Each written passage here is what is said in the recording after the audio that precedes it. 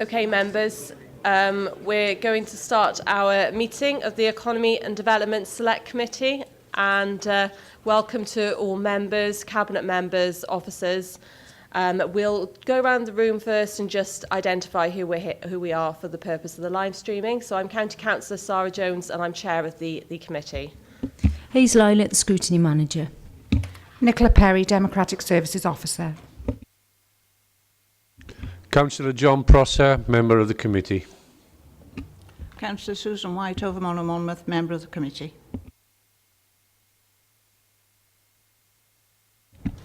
Councillor Alan Wintour for Drybridge and Monmouth. Councillor David Dovey, St King's Mark Ward, Chepstow, member of the committee. Councillor David Evans, member of the committee.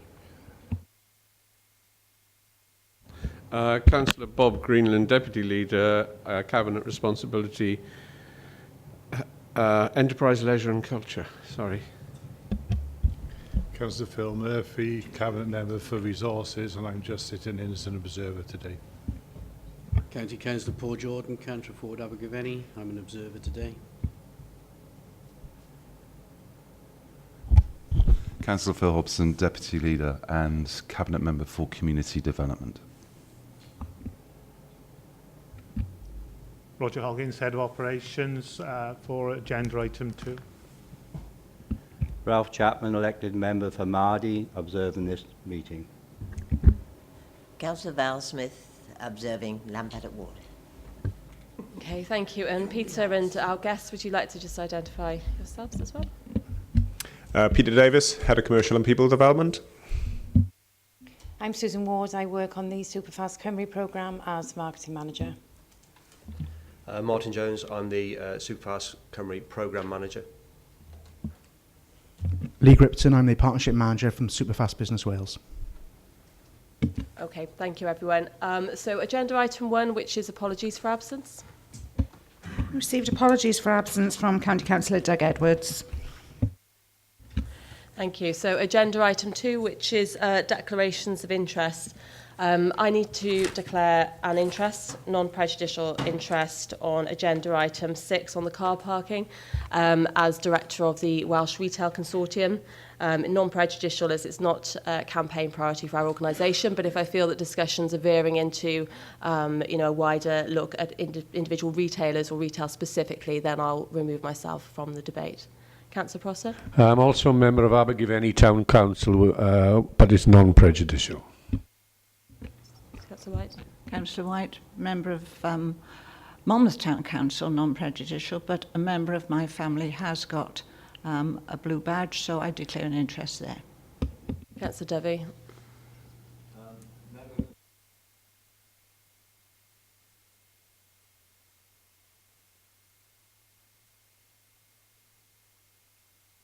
Councillor Evans? Member of Caldicot Town Council. Okay, thanks, members. So agenda item 4, and just a quick reminder, if everyone can make sure they use their microphones when speaking today.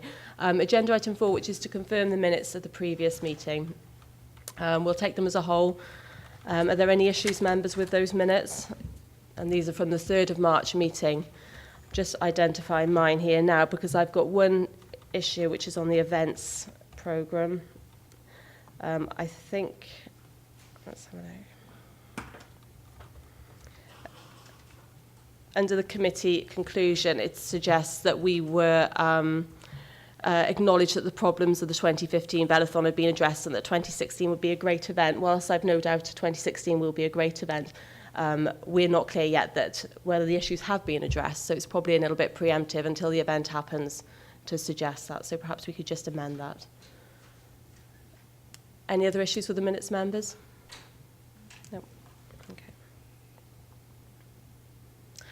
Okay, we'll move on to agenda item 5 then, and that's the Broadband and Superfast Business ICT Exploitation Programme, and that's BT who've been invited. Thank you very much for attending today to discuss the progress of the programme. So I'll hand over. Are we going to go straight to BT, Peter, or did you want to do a bit first? Yeah, okay, thanks. I'm not going to talk very long because you're not here to listen to me. You're here to listen to the people to my left. But just to, I guess, introduce the item, I guess we're at an important stage with regards to the Superfast Cymru rollout. It's motoring its way through Wales as things stand, and only just over, probably about 15 months left on the contract. So some significant remaining infrastructure still to be put in, but significant progress as well as being made. But members will clearly be aware, as part of our iCounty strategy, our digital strategy, and the external focus of that, we've worked very, very closely with the likes of Welsh Government, BT, and other providers to try and ensure that our connectivity is made available to as many of our residents and businesses as possible. So members will be aware that we've brought previous updates through, and in and alongside some of the information that Martin's going to share around the Superfast Cymru rollout. Of course, we've been involved in other pilot schemes with AB Internet, etc., and members will be aware of that. So I'm going to hand across Martin. Martin's going to do his presentation first and give you an update with regards to the current state of rollout and future plans over the next 12-15 months. And he is the man to ask questions of. He's very well furnished with the detail of the rollout. And we have Lee as well coming in off the back of that, and sensibly, I think, in terms of the order and sequence of things, to talk about the Superfast Business Wales programme, which is a 5-year programme that's looking to really exploit the infrastructure that is being put in place for businesses. So I'll hand over to Martin to take us through his presentation. Thank you. Thank you. Yeah, good morning, everybody. Could we bring the slides up? Is that possible? Martin Jones, Superfast Cymru Programme Manager. I've been involved in the programme for probably about 3.5 years now, right from the bid phase of the Superfast Cymru Programme. What I'd like to do is just give a bit of background, really, as to how the programme came into being. So about 5 or 6 years ago, the likes of BT and Virgin embarked on a plan to deliver fibre broadband to about 2/3 of the population of the UK. There was a £2.5 billion investment on fibre broadband put in by BT, and that was really about delivering fibre to 2/3 of the population of the UK. What that tended to mean, particularly for Wales, is that the major deployment was going to be around the really urban areas, so the likes of Swansea, Cardiff, Wrexham, Chesters, and some of the other smaller but more urban developments. And that kind of left the people in the rural areas a little bit out in the cold. So more money was made available through UK funding, European funding, Welsh Government, and along with BT to support a rollout of fibre to the rural areas. And Superfast Cymru was put in place as a programme, a £205 million investment to roll out to 95% of what we call the intervention area. So that's an area identified as part of the rollout, which was intended to hit as many of the rural areas across Wales as possible. And it's really about rolling out the most cost-effective broadband network to benefit as many people of Wales as quickly as possible. And that's been our intention right from day one of the programme. At the start, there were a few priorities were defined by Welsh Government. We were looking at some of the economic priorities around enterprise zones and local growth zones, but also trying to help as much as possible with social and digital inclusion in some of the more some of the areas which were less able to have the service. And our approach has really been about rural and urban deployment at the same time, business and consumer at the same time. So it was all about getting out to as much of the population as quickly as possible. But it's been a massive engineering project. I think someone said it's about the equivalent of building 4 Millennium Stadiums, and we're pushing it out there at quite a good pace at the moment, and we're around about 650,000 premises passed with Superfast delivery at the moment out of our 790,000 target.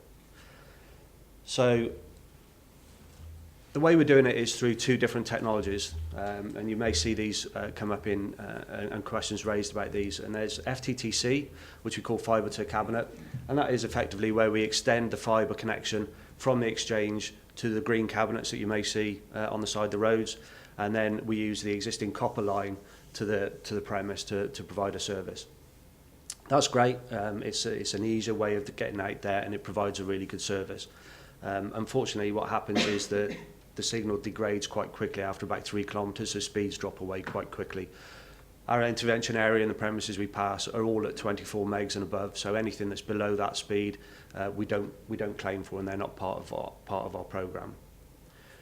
The other product we're using is fibre to the premise. This is a lot harder to do, it's a lot harder to deliver, and basically with this we're running fibre overhead, underground, all the way direct to the property.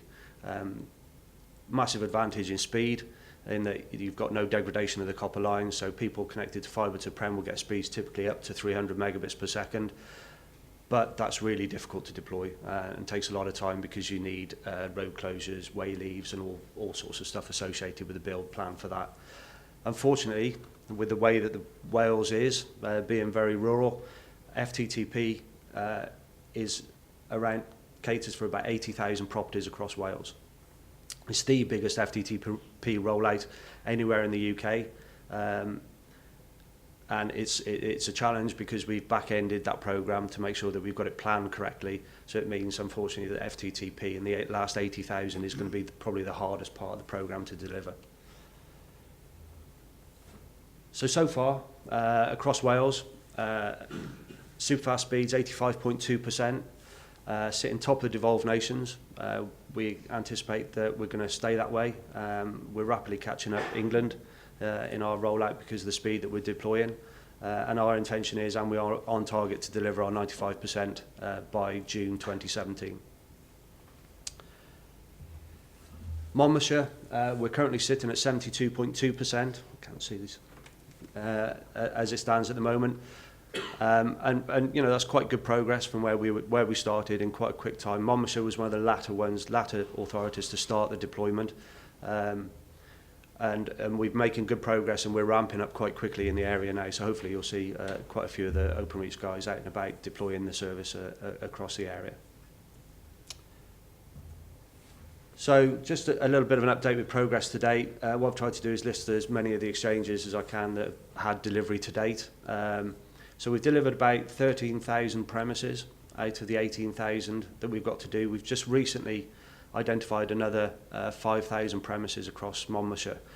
What happened when we did the original intervention area, Welsh Government went out and undertook an open market review and identified a block of premises within Monmouthshire which sat at about 18,000. Since then, there's been new builds taken place. There's been other areas, changes to postcodes and things like that have happened. So we did a mid-term market review again, and that identified more premises. Those have now been brought into plan, and we're just in the process of bringing those through into our final stages of planning, so as we can include those for the delivery over the next 12 months. So you'll see there some of the coverage and where we're sitting on each of those exchange areas. Gilwern sitting up at 90%, Magor 93%. Raglan's quite low at 40%, but we've just about to enable another cab there, which is quite a large cab, which will take Raglan quite up into about the 80 or 90% mark of coverage. So I mentioned FTTC. What we've got on this slide is really the current plan of what we're going to do for FTTC. So as I mentioned, there's about another 1,800 premises still being built with FTTC. So that's the last tail of what we're doing on that technology in this area. And the largest cab in Raglan was powered on the 11th and should be available for orders by the end of May. Hopefully in there you'll see some of the other cabs that are due and where we are with regards to where the cabinet is stood, got power, fibre or copper installed. And then we'll start to commission those cabinets over the coming months. As I mentioned, the FTTP build is probably our hardest part, and we've got about 1,300 premises still to be built with FTTP across the authority area. And there's our plans there. There's quite a few ponds to do, quite a few premises to cover, and they're all currently planned around about Q1 of this coming year. So we've made a good progress on P-build. We've had a few challenges in Monmouth and places like that, but we're getting there with the P-build. Our biggest problem, I must admit, tends to be associated with way leaves.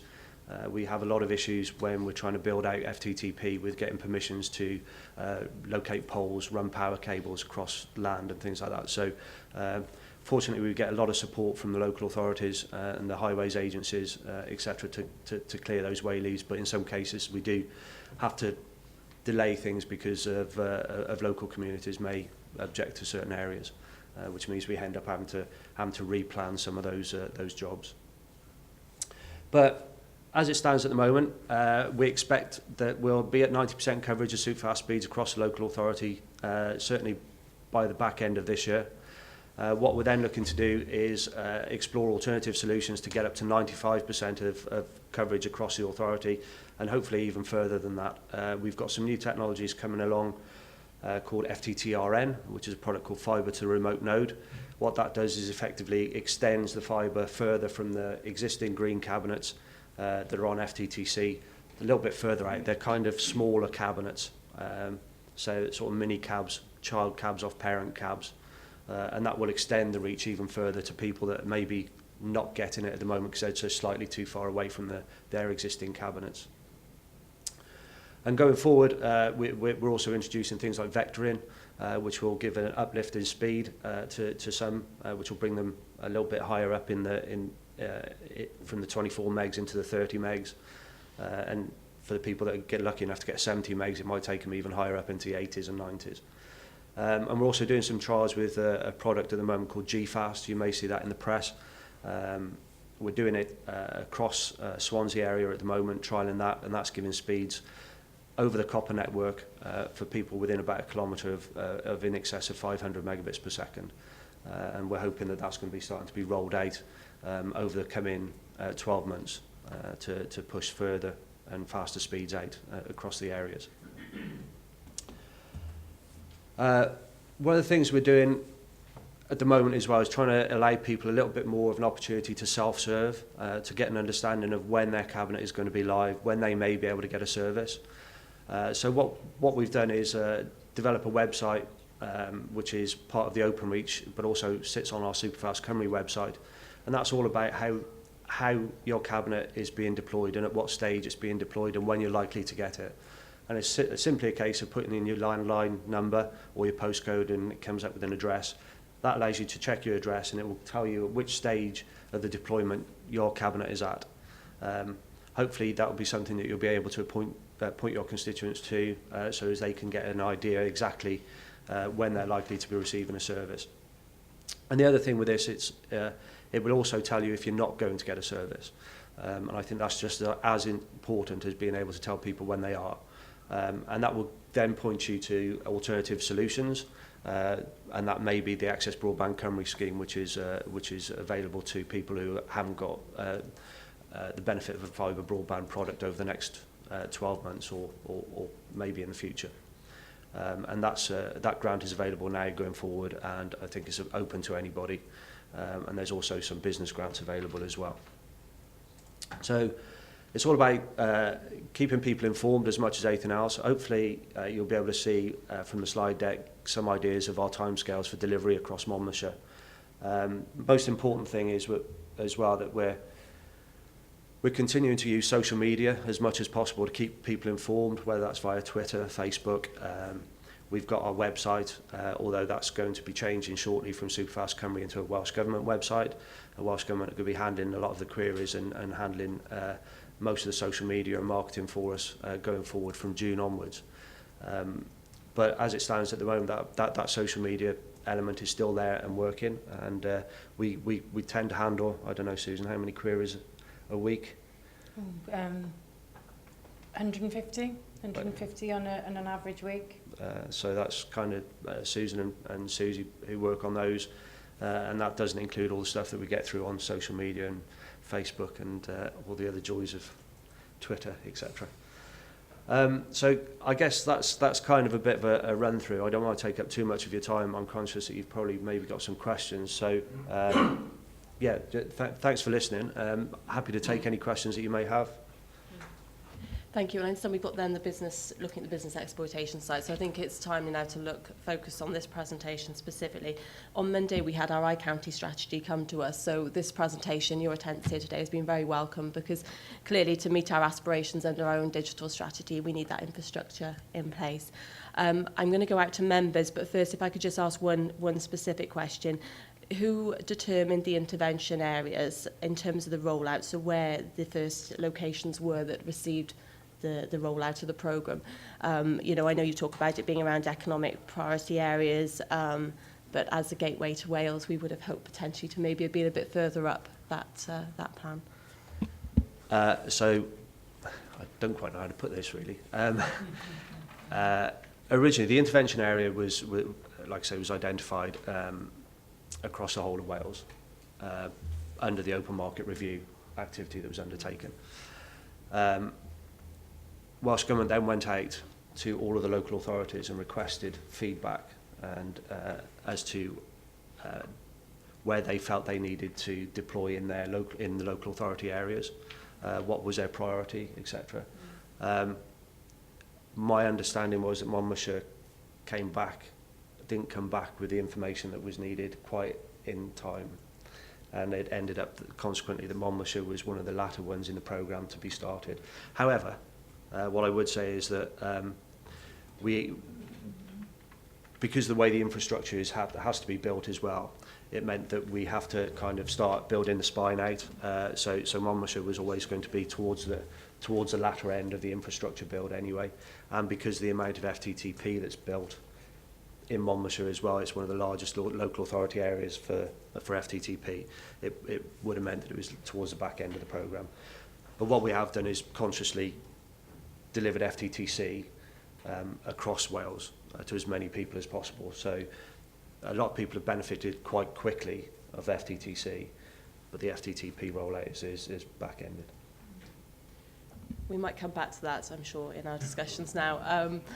I'm conscious that members will want to have an opportunity to speak, and I'm sure the Cabinet member will want to come in as well at some point. I've got Councillor Dovey that wants to come in first, so Councillor Dovey, would you like to raise your question? Yes, thank you, Chairman.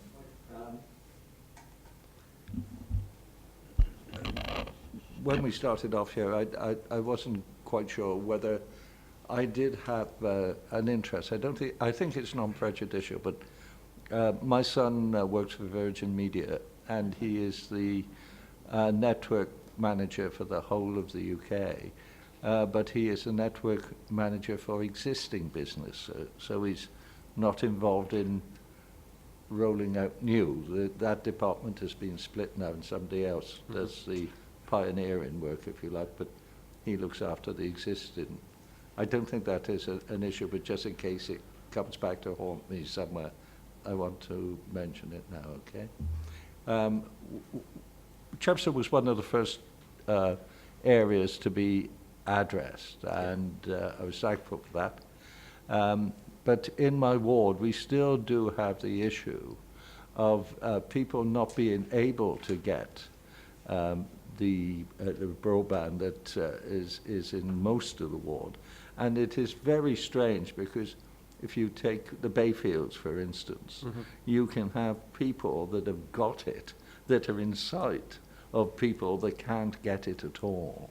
And that is a real frustration. And I've been asked the question repeatedly, and I don't seem to be able to get the answer that solves the problem.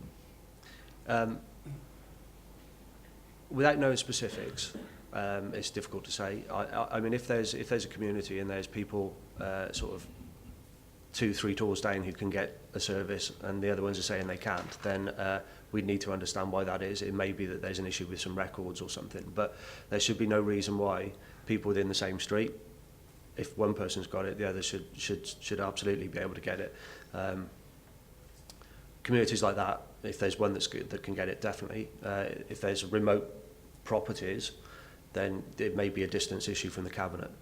But if you come into myself or into Susan or point people to raise a query into us, we'll take those specific ones forward. We need to know as much as anything else if there are technical issues that are preventing people from ordering, so as we can clear those issues. But there should be no reason in communities if people can get it and others can't, why they can't. Briefly, the responses I've had on occasion is that there are not enough people in a cluster. That was what I was told, or will be told a number of times. No. If I explain it, you've got a green cabinet, you've got all the telephone lines existing. So you've got an existing green cabinet, feeds all the telephone lines. We put a fibre cabinet next to it, uses those existing copper lines to those properties. So if those green cabinets will feed all the telephone lines to all of the properties. So if one person can get it off that cabinet, then all of the others around that area can get it. It's nothing to do with clustering or anything else like that. What I would say is I think there's a bit of a misconception by quite a few people that they automatically get an increase in their speed. So I think people tend to believe that once a green cabinet goes in, they're going to see an automatic increase in their speed. That's not the case. You have to go and place an order with a supplier. What we do is put the infrastructure in place, and that enables people then to go out and order it with whichever supplier they want to order it through. You don't automatically get an upgrade. If you don't place an order, you will continue to get your current speed. You have to go back to your current ISP or go to a new ISP. I think we've got a list of about 130 internet service providers on our website. All of them will provide a fibre product solution at varying costs and varying speeds. One analogy I give is like your mobile phone. We're all very good at going out and saying, oh, I've got a 12-month contract, or I want a 2-year contract, I want 200 minutes, I want unlimited data, and we change it every sort of 2 years depending upon what we want and how much it costs. We don't do that with our broadband network. We kind of sit on what we kind of happy with. With what we're doing with Superfast, it enables you to pick and choose what you want, whether you want unlimited downloads of data, whether you want 300 megabits per second, 80 megabits per second, or 40 megabits per second, and all of those factors will vary the price of the package that you pay for. And as I say, there's over 150 providers out there that will do that for you. Thank you, Madam Chairman. Thank you. Thank you. Councillor Prosser. Thank you. Excuse me, get a frog out of my throat. Well, progress is being made by the look of it, and I'm pleased with that. Just as a point of interest to you, Abergavenny is embarking on an agri-urban project, which is a European project, which is aimed at generating sustainability and innovation in the agricultural industry and the urban town of Abergavenny and the infrastructure and how it interlinks. And it's a major programme sponsored by Europe, and we're just launching it now in the next couple of weeks. And so the availability of broadband is absolutely vital. So if you need any evidence or prime movers to be able to go faster or provide more, I can give it to you, because we desperately need that. Yeah. And it's a large, and it's Welsh Assembly backed in the sense that it's European funding, and it's via Cardiff University as well. So there's room that we need this connectivity. Notwithstanding that, I was quite pleased last year when we relayed brand new roads and pavements in my ward in Abergavenny. Oh yeah, it looks smart. For once and all, we've renewed it all. Now your guys are coming along and literally digging holes every 5 metres and patching. And I thought, oh, jeepers. Now I'm having sleepless nights at the moment because we put in a brand new centre in the town of Abergavenny, a public realm. We're laying new paviers. Yeah? A large project, costs a lot of money. And I've got this nightmare that once we've finished it, 6 weeks later, you're going to come along and dig all the pavers up again. So can you give me assurances, one, that you actually interlink with our operations department, that, you know, to know where we're going to be laying roads next, where we're doing major infrastructure work, so you get there first, right? And that we're not going to go digging the centre of Abergavenny up after we've refurbished it all. So Yeah, so absolutely, we totally engage with the local authority across all areas whenever we're doing the infrastructure works, prior to doing the infrastructure works. That's part of the reason why we have to plan so far in advance with this. FTTC typically takes about 3 to 4 months of planning activity, primarily because we have to put in the relevant notifications into the authority areas. And if we and part of the reason why in some areas we have to delay is because there are notice on roads, which means we can't dig them up because they've been done recently. So that means I think it's a 55 notice or something like that, which means in some cases we're not able to dig the road for 3 years because it's been relayed. We're going through a process at the moment in Trelech where we can't do anything until August because the road was laid about 18 months, 2 years ago.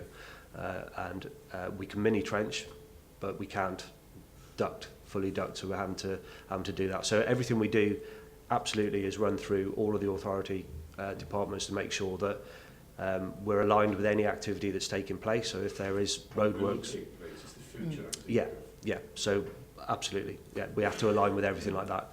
Unfortunately, what it means in some cases is that if we have to align with that, it means our original plans for cabinets to go may be pushed back and delayed in those areas because of that reason. We don't want to necessarily done prior to, absolutely preferred option. But yes, we absolutely linked into all of the authority areas in that process. Thank you for that. And on that point, is there any way that, so you'll highlight to the local authority when works are going to commence, yeah. So you've got a works programme, because as councillors I don't believe we have notification of that happening within our own individual wards. I appreciate that would be a large piece of work. I had a big issue in mind where a lady was impacted by some of the works and that hadn't been communicated to her. In fairness, Susan did a brilliant job coming back to me once I took to Twitter to identify that issue, but it could have been preempted by having some correspondence or communication either with the ward councillor myself or with the residents that were going to be affected. So again, is there any plans? I mean, I know we appreciate we're quite far down the line now, so it's a bit late to be suggesting it now, but are we able to improve that communication? It's something I have to take away and have a look at. I mean, my understanding was that the main local authority would be the first point of contact, and then that would be distributed out through to the local councillors with the relevant information. If that's not taking place, then we'll need to have a look at, see if there's another opportunity to, to devolve that information a little bit further from our side of things. But as I understood it, that was a method at the moment. But we can certainly look at, and I do it in some of the areas where we have particularly, way leave issues and things like that. But I've got Roger's going to come in as a Director of Operations. Yeah, thank you, Madam Chairman. As the Highway Authority, we publish a weekly notification of any works within the highways and the extent of those works. That's based upon working with the utilities to ensure that information is up to date.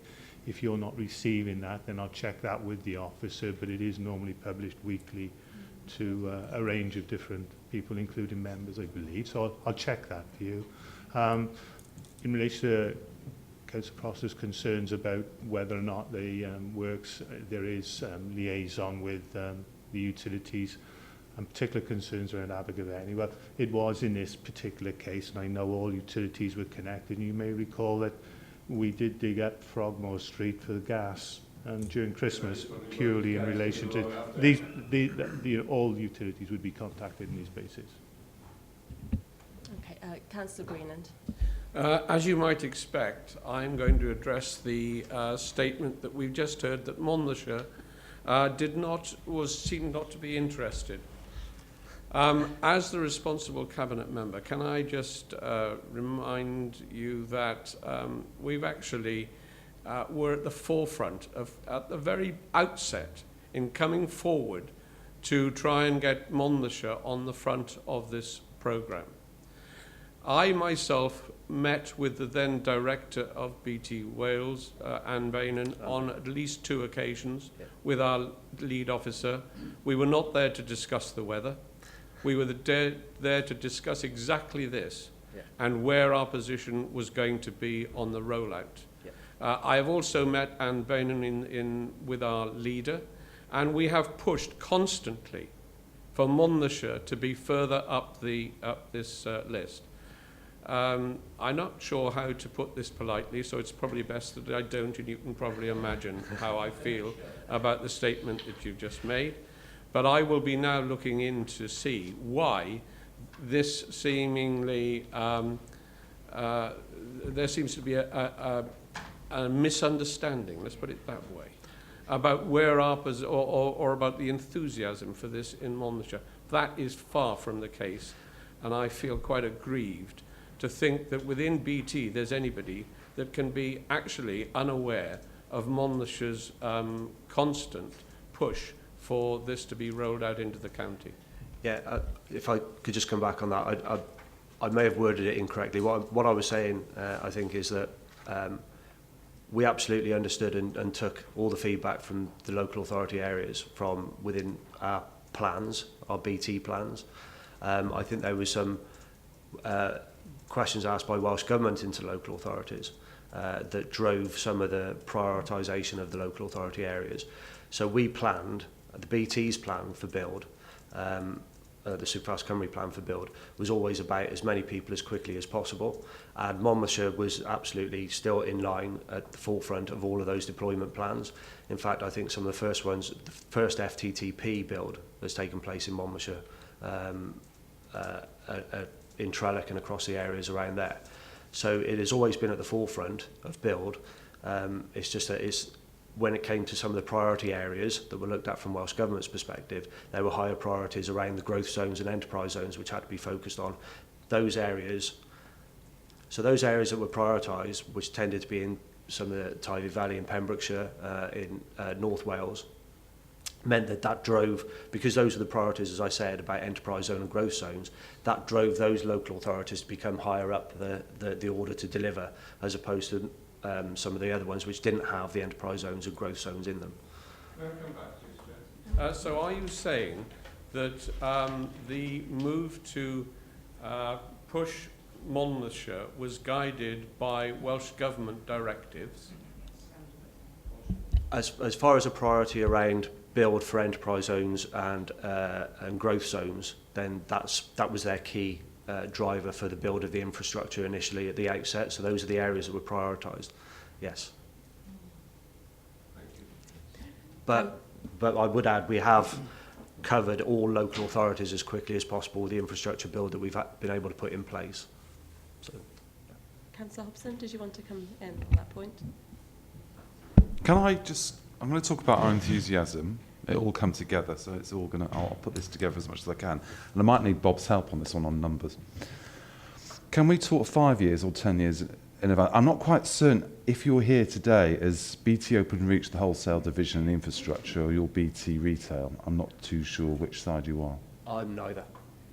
I'm here to represent BT as part of the Superfast Cymru programme. Okay, right. The company we're talking about today is not the company we're going to have in the next few years. BT has taken over EE, I take it? Correct, yeah. So it will be the first, probably the first, what we call quad play communications company. Benefit of members, quad play would be internet, telephone, mobile, broadband and mobile. So the four things come together in one package and you pay one fee. That's the plan, I presume. Yeah, absolutely. Okay. Yeah. Okay, so we'll just put that over there for the moment. There's no point having that package if you can't access high speed. Correct. Now, is it going to change from high-speed broadband? The broadband doesn't really matter in the future, whether it's landline or whether it's mobile, because we've got the introduction of 5G that's coming, and that's going to be a huge investment, certainly the UK and Welsh governments. Yeah. Well, the UK is one of the world leaders in this with South Korea. So when it comes to enthusiasm for Monmouthshire, what I would say to you is we want quad play for everybody, as quickly as possible. We want 5G. We're not satisfied with 4G, to be quite honest, because 5G is the holy grail, because that enables everybody to get everything, and it probably helps you as a company, because to maintain a mobile network is, the overheads are, what, a fraction of a physical network that constantly needs repair. Yeah. Okay. Wouldn't it be great if Monmouthshire was the rural trailblazer to show that 5G can work and transform? Absolutely. Now, the reason I say that, and Bob, I'm going to need your help now on numbers. How many SMEs have we got? We've got a staggering amount of SMEs, small, medium-sized enterprises in the county. Predominantly SMEs. Yeah. Yeah. So it's not just farming communities. We have a lot of SMEs in rural areas that operate from home. Yeah. I've got a number, I mean, I've got a staggering number in my own ward in Chepstow, for example, which is a bit of an IT hub. That's going to make the big difference.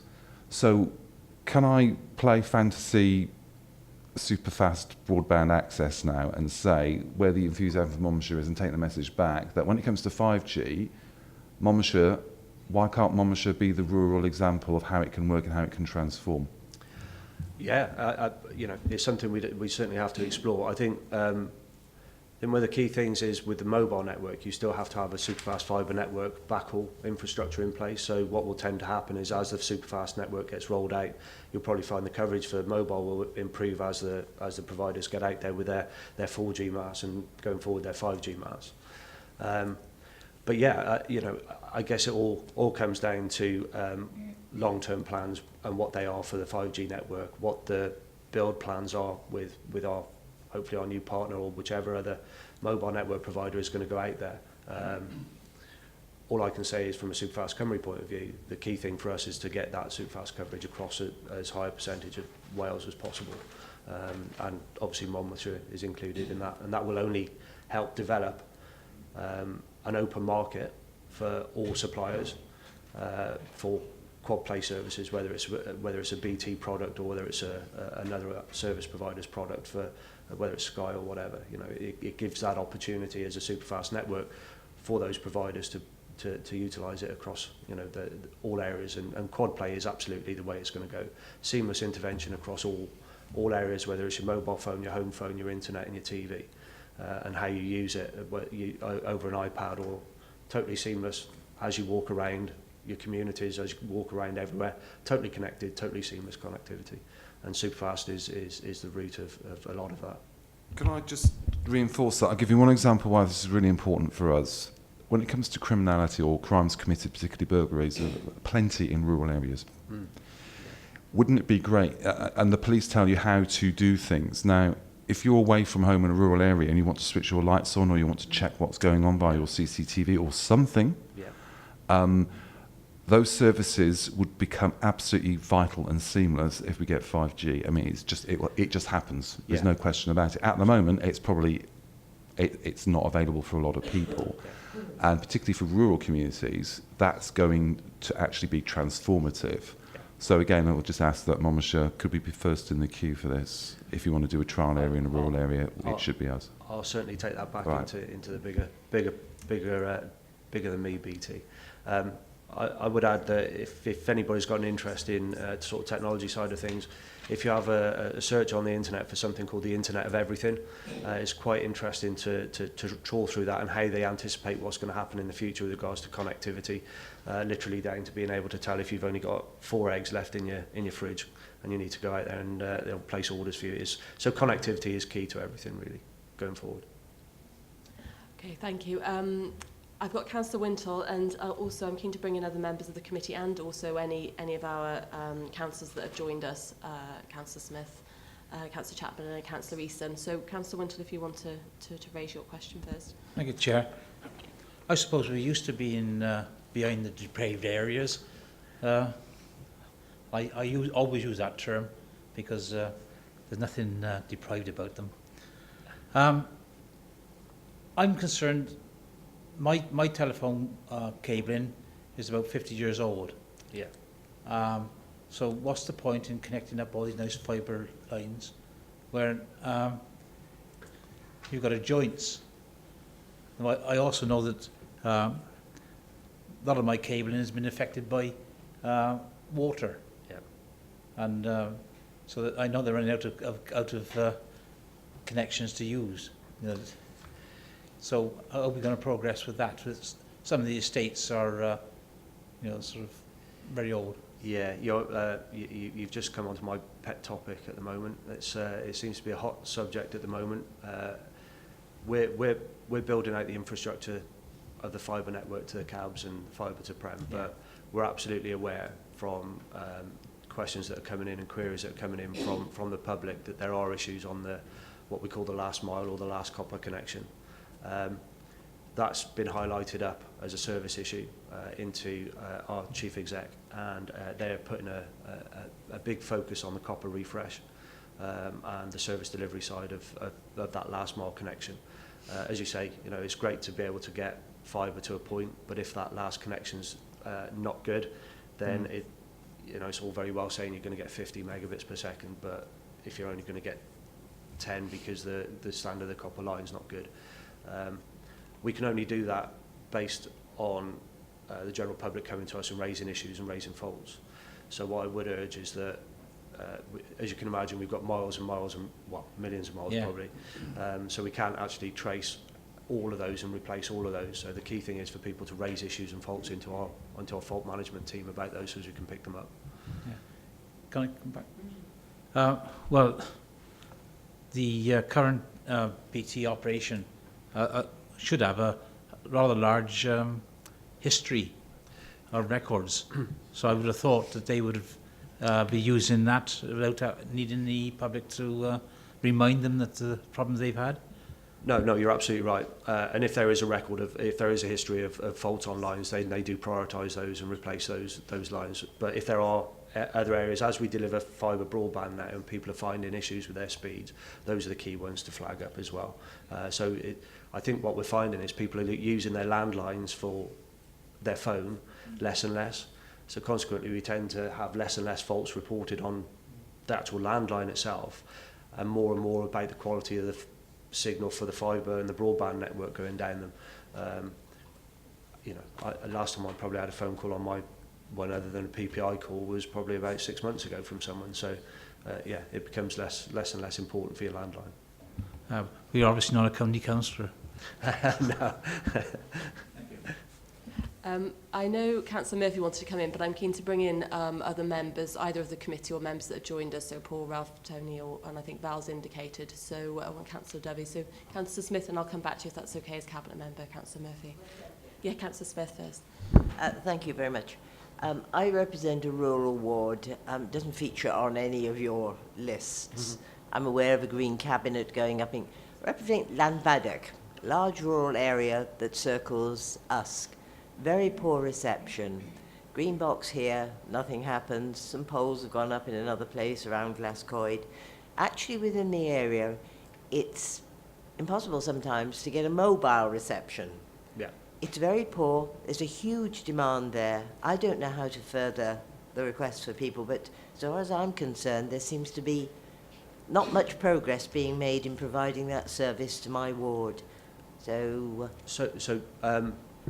perhaps you could provide us with some of the specific details later, and we can have a look at it. But if there's poles going up at the moment, did you say that telegraph poles going up being installed? Well, yes, a little string of telegraph poles has gone up in one place. I know there's activity down in Little Mill. Yeah. And something's happened over in Gwahelog. But Yep. certainly going out to Trostry, the reception is appalling there, so I'd be delighted to give you any details you'd like. So I know that residents have been in earnest communication with BT, but they've not made much progress. So when you say about pole signal, you're talking mobile signal or Where broadband? I personally live, it's impossible at times to get some particular mobile reception. So there's two things there that you spoke about. So the first one, when you say about the poles being installed and the Green Cabinet being installed, that's for the fibre broadband fixed network. So that work is ongoing. If there's new poles going up, it's likely that it's going to be FTTP. So those properties will be connected at very, very fast speeds. So that will be there. As far as the mobile signal and the mobile network is concerned, I'm not sure what the plans are for that area, but the chances are, and the plans going forward, is that coverage is going to be increased across the UK. And an enabler of that is the superfast network, because they need that for the backhaul. So once the superfast network is in, the mobile network will subsequently follow for the more rural areas. I don't know if it's a step backwards or forwards, but BT have assured me they'll reinstate the service to the dear old red telephone box in Glascoed. So that'll be welcome. Oh, okay, yeah. That's few and far between if they're reinstating a telephone box, yeah. Councillor Dovey, Councillor Rees. Thank you, Chairman. The point I want to make actually grows out of an earlier debate this week with this committee. And it is all about Monmouthshire, and the point was made by Kelly Burns, who's one of our senior officers, as you know.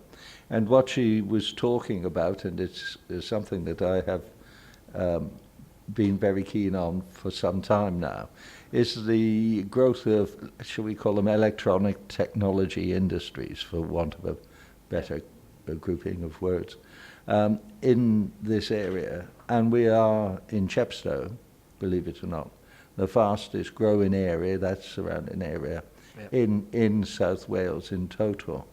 And as such, the council sees itself as part of this, what they call, I believe, seven-side technology growth area, which actually stretches down from GCHQ in Cheltenham right the way down the Severn estuary down as far as Bristol. Yeah. We all know a lot of people as well work in those industries and choose to live in Chepstow. Yep. So the point I want to make, which I hope will support what Councillor Greenland has said, is we have in this area of Wales, and down by the estuary particularly, a very keen need for having the best services that we can get if we are to develop the sort of industries that we want, and we have the sort of people come in here that have the skills. So could I ask that is recognised in your plans for the future, because they are of prime importance to us as a county and our area of South Wales particularly. So what I would say is, with regards to the plans as they stand at the moment, obviously we've got to complete our programme by June 17. So everything within the intervention area that we can build will be built by June 17. All of those properties and all those areas that we're building are in plan as it stands. So we have got that plan built out to 2017. Just because of the lead time that it takes to go through the process of highways and all the other bits and bobs.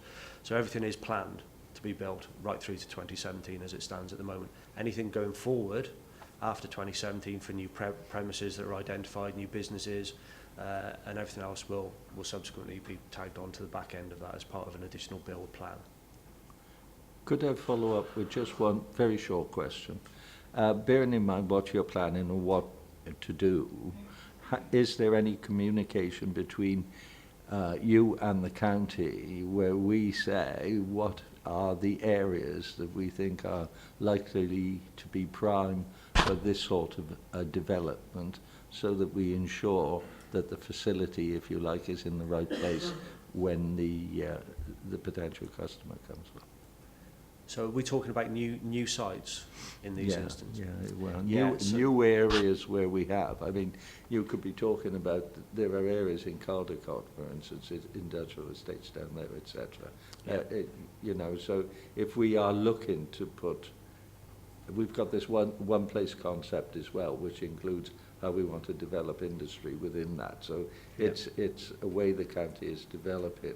So what I'm really saying are we, or are you, or are you both talking to one another, so we know where we are likely to need these prime connections? Yeah, so it's funny you should say that. Actually, we just started an initiative with Welsh Government whereby they've got a data set of all of the key business parks and enterprise zones and key areas that they need to have coverage at, and to identify what the current coverage is.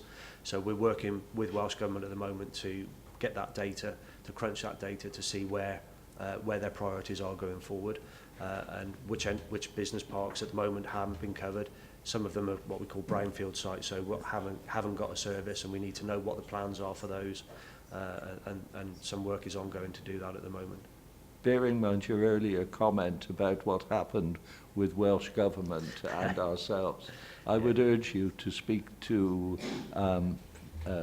Councillor Greenland, who is responsible in this area, and you will get a response that is more appropriate to this county. There are times one wonders whether the Welsh Government knows where Monmouthshire is? I think I'm we're- not trying to be political, but that is a fact. I think we may come on to some of that a little bit more when we talk about the business exploitation, but certainly there is activity to look at those areas. Thank you. I've got Peter who wants to come in, as well as a cabinet member, but I have indicated that Councillor Easton can speak, so I'll let Peter just respond if it's directly on Councillor Debbie's point, and then work our way around. And Councillor Murphy, sorry. Thank you very much. Yeah, it's just to highlight and provide a bit of comfort and reassurance, really. I mean, I've been liaising with Lee, who's obviously sat within Welsh Government on the Superfast Business Wales team, and only in the last couple of weeks we've reviewed all the data that's been provided to us, the information that's been held by BT Welsh Government around, I guess, all our business zones, and we've provided information back, correcting some of that data and adding to it. So that information has now been supplied through. Thank you. Councillor Easton? Yeah, thank you, Chair. Sorry I'm late. I had a few problems. It's a question of information rather than your position as broadband providers. On the A48 coming out from Chepstow by the small industrial complex by Park Wall, there's a 60-foot mast being erected. I might not be sure about whether Openreach were there or not, but there have been some adverts around for various postcodes, given the understanding that my understanding is this is a line of sight broadband provider. Are you providing this broadband, or is it private? Bob may know more about this than myself. So the answer, the short answer is no. The longer answer is I believe there are trials for point-to-point wireless connectivity taking place across Monmouthshire from another supplier. I think it's AB Internet maybe. But obviously, you know, that's outside of my remit. Okay, taking it a step further, would BT be going into this level of business? Because in certain parts of Caldecott, we've generally got good broadband. There are certain parts which are little non-spots, as you might say. Now, these non-spots won't be in line of sight of this mast. This is the north end of the Caldecott area around Cowent. Yeah. But would the BT be looking in the future to provide in small supplementary masts to improve the broadband? So again, short answer, no. Longer answer is what we tend to do is in areas where we're identifying not spots now which aren't covered, we're looking to deploy a different technology or new technology to extend the fibre reach as a fixed network as opposed to a wireless network.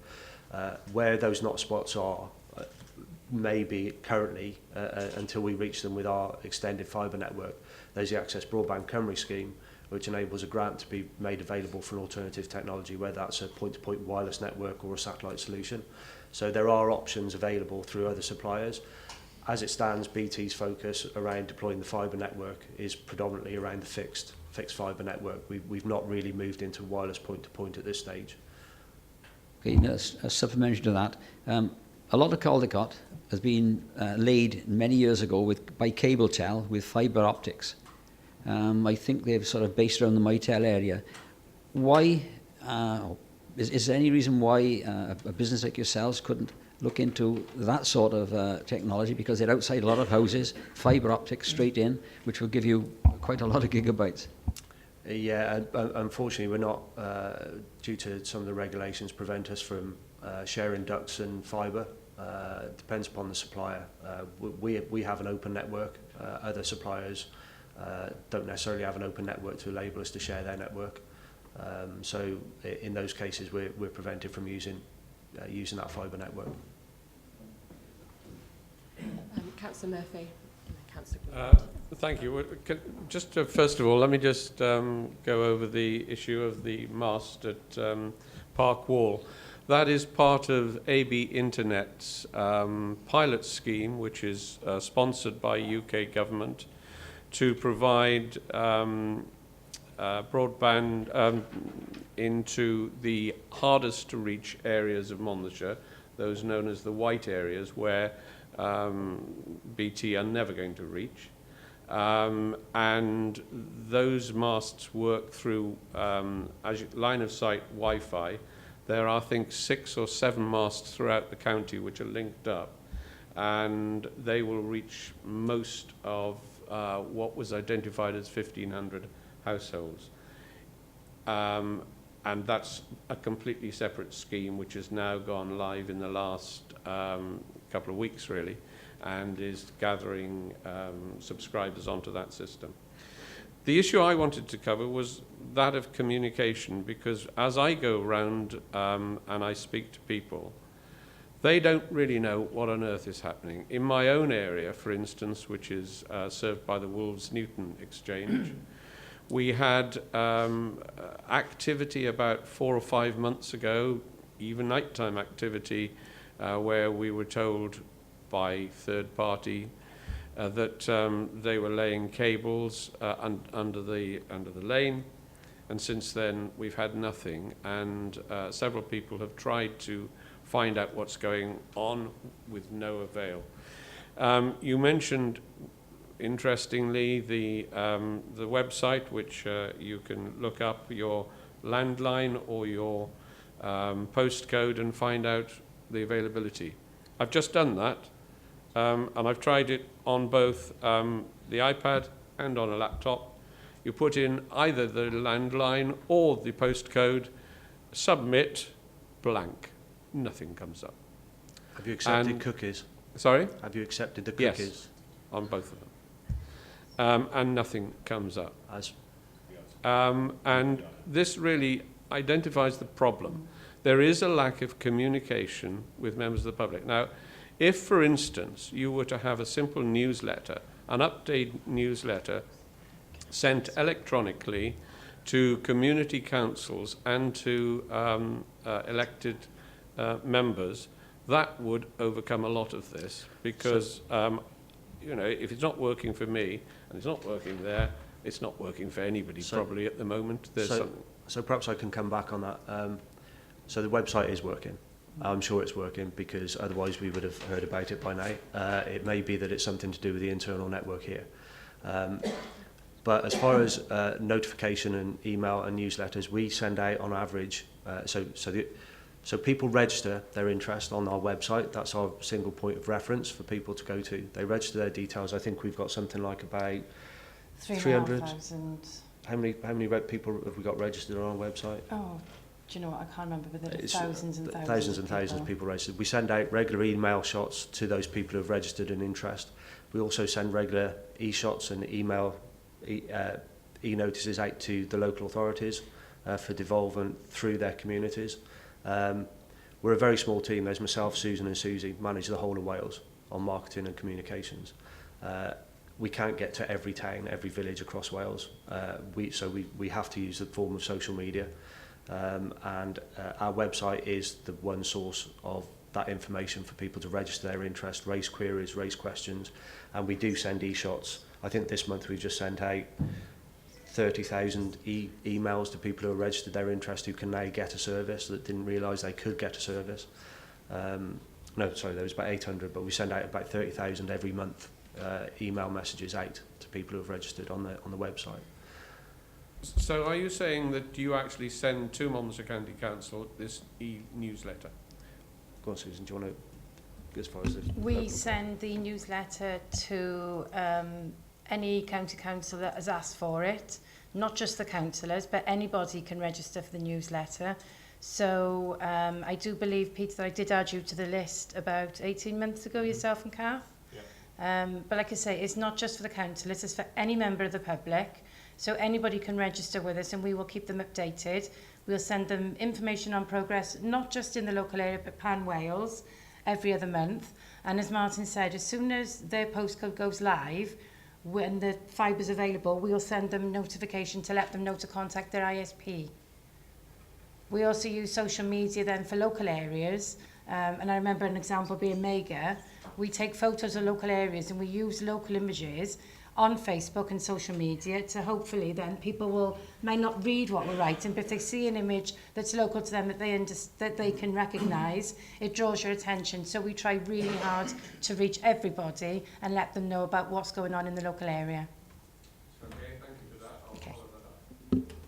Yeah, and just following up on that point though, to register then you get the emails. You have to be aware of it to register in the first place. So it's almost like you need to go a stage back to engage with people. And you've got a very small team, but Welsh Government have a huge communications team and they're funding this project, so maybe they could allocate some funding to encourage the communications and improve So yeah, I mean, we do we do get out. I spend about 3 days a week on the road visiting communities to try and get the message out about it, about what we're doing. And Welsh Government are very active in pushing the message out as well. And they have we have the various flyers. We try and put notices up wherever possible. We do advertising, radio advertising. We do phone kiosk advertising. We do supermarket, petrol pumps. We really do try and make an effort to get the message out there, but it is a challenge. Peter? Yeah, just a couple of further points really, just to supplement. Number one, we push all the information that we get in from Susan. We push through our social media channels, through the MonBizEnt Twitter feed. So we push that out via social media. Point that was just made then, sensibly I think, in terms of the e-shots, which I believe I will check, but my understanding is they are also circulated through those channels. So, but what I will do, the point that was made is we just look to circulate that out across all councillors as and when they're received. I'm very happy to do that. So.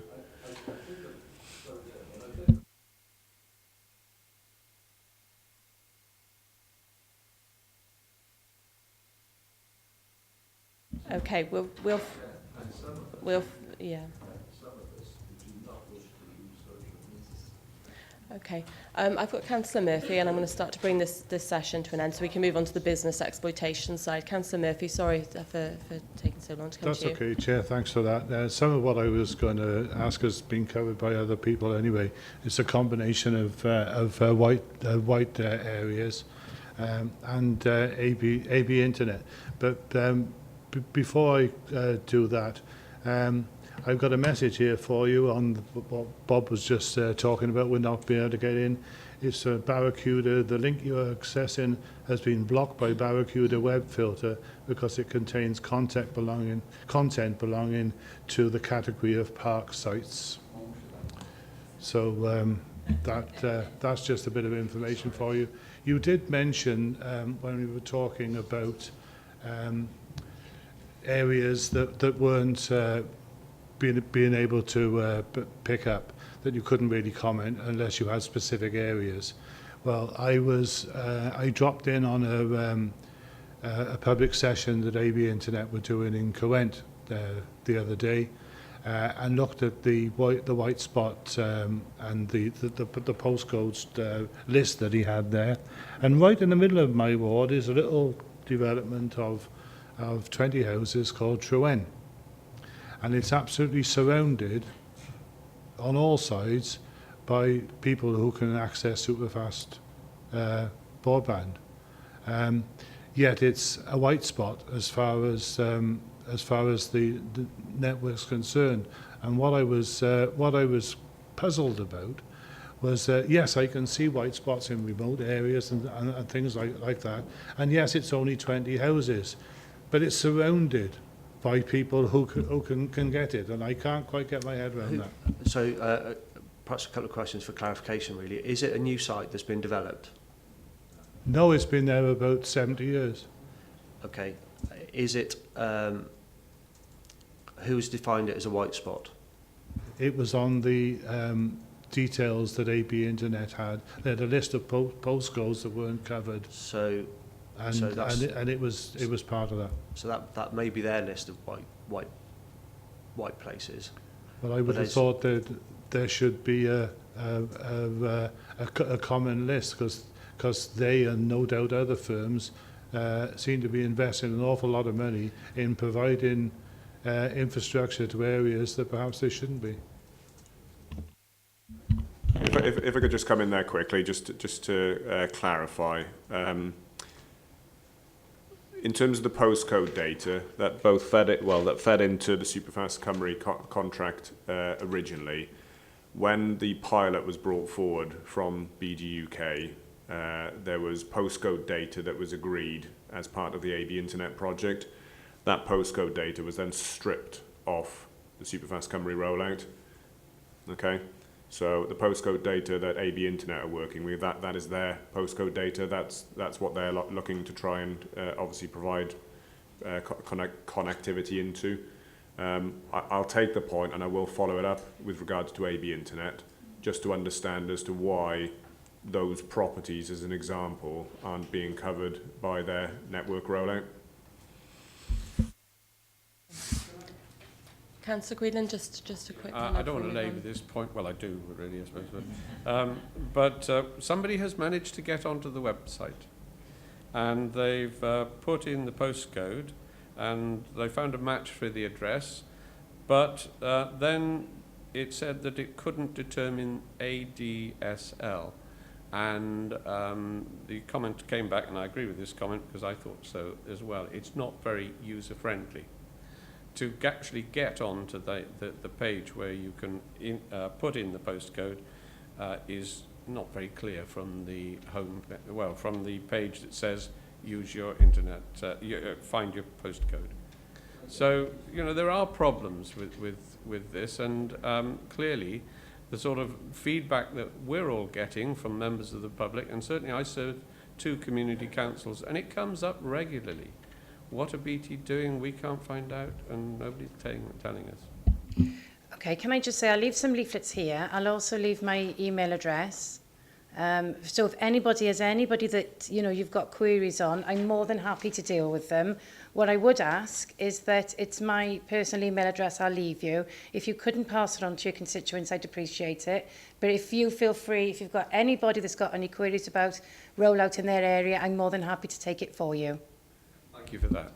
And just on that example you've given there, unfortunately, the back end of the database works off a BT system for BT numbers. So if that person who's put in their data doesn't have a BT line or doesn't have a BT phone number, has got through another supplier, then it won't work off their landline number. They're best place to put in their postcode and email address. Postcode and address. Okay, just if I may, just one final question, then we'll move on to the business exploitation side of it. In 2014, the then Deputy Skills and Technology Minister, Judy James, she said, and I quote, by the time the Superfast Cymru programme is completed in spring 2016, so that's i.e. now, Wales will be one of the most highly connected countries in Europe. So Monmouthshire's on 72%. By the end of the year, where will we be? And how will that compare to the rest of Wales? So at the moment, the build is due to complete June 17. There was a 12-month extension because we added 50,000 extra premises in. So by June 17, there will be a 95% coverage across the whole of Wales, and we anticipate Monmouthshire will be around about that mark into the 90s. There will be some areas across some local authorities which will be exceeding 95, but we have to effectively clear the 90% plus mark in all our authority areas.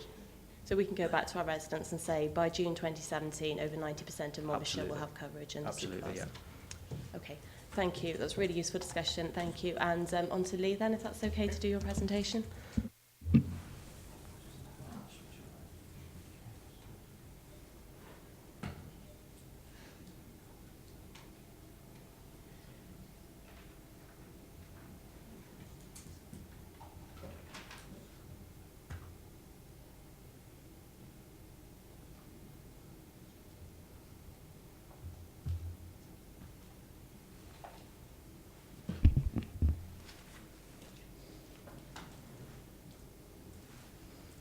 Okay, good morning, members. My name is Lee Gripton. I'm the Partnership Manager for the Superfast Business Wales Service. You've heard Martin talk about BT's contract to roll out, in effect, high-speed broadband services across the whole of Wales. And obviously, Welsh Government is keen to make sure there is an economic gain to be had from the infrastructure investment that's going in through BT and other providers in the ground in Wales. So the Superfast Business Wales Service has come together. It's a 5-year fully funded programme via a consortium between Welsh Government and Business Wales.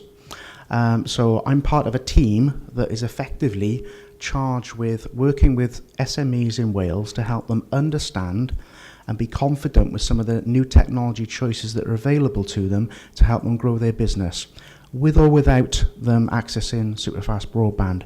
So important distinction to make there. Okay, colleagues will all be familiar with the fact that technology's changed significantly over the years, and many of you will be very sophisticated users of new technology. I see some iPads, some iPhones, etc. Around the chamber here today. But for many SMEs within Wales, the story is very different. And hence really the sort of Fast Business Wales scheme is trying to address that shift in technology, but very importantly the shift in consumer behaviour that's driving the way in which businesses need to adapt and exploit technology going forward. Perhaps if you use an example of HMV. Obviously a major high street retailer over the years, all their shops have shrunk because HMV didn't see what was coming in terms of the change of technology and consumer behaviour around the music industry. So in the last year, HMV sold 500,000 CDs and there was 183 million downloads through mobile devices such as the smartphones which are prevalent. So for our SME community, it's particularly important that they understand the kind of technologies that are available to them through mobile working, through business applications, and the CRM icon there is designed to indicate that many years ago we all kept our customer records in paper forms in filing cabinets.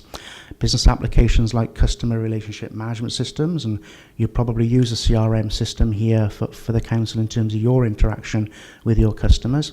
Equally, businesses do that, and increasingly businesses are able to access a very low cost, very functionally rich applications for a fraction of the cost of what would otherwise be the case a couple of years ago.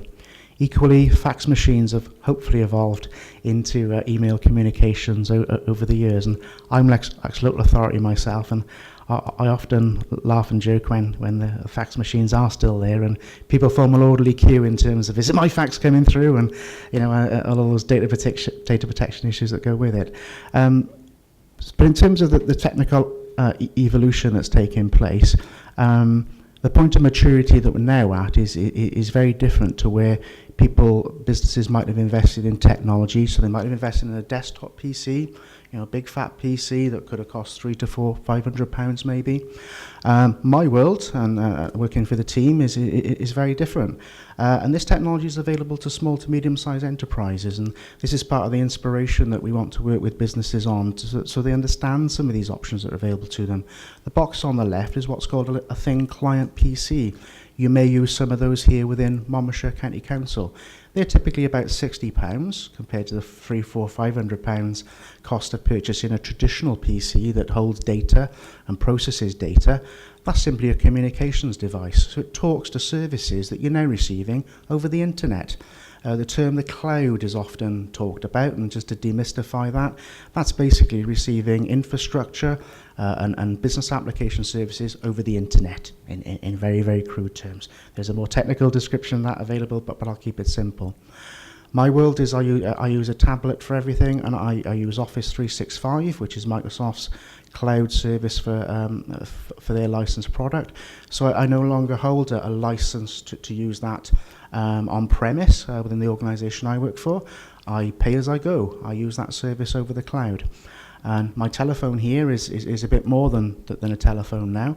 It's a data device. I've got various apps on here, and this is also my telephone system. I'm labouring this point because some small businesses might invest in a switchboard with dedicated telephone lines going into that switchboard, handsets coming off it, and might pay switchboard support and maintenance. You don't need to make those capital and revenue investments anymore. Our telephone system for my team is through this mobile device. So all my video and phone calls come through my mobile device over what's called voice over the internet. That technology has saved us about £60,000. SMEs can do exactly the same. There are various small-scale products available for the SME community that can deliver exactly the same functionality. I'm ex-local authority myself, and when we deployed the thin client technology with the little boxes at the top there, we saved £250,000 as an organisation. That was able to go back into the pot in the same way that some of these efficiencies and savings can go back into the pot to allow businesses to focus on their core business and not perhaps be bogged down by some of the technology. I'm labouring the point here perhaps about mobile a little bit as well, because I had the pleasure of going to the Chamber of Trade, Chamber of Commerce, I beg your pardon, meeting and AGM last night for Chepstow, out at the racecourse. So I was there till 8 o'clock myself last night.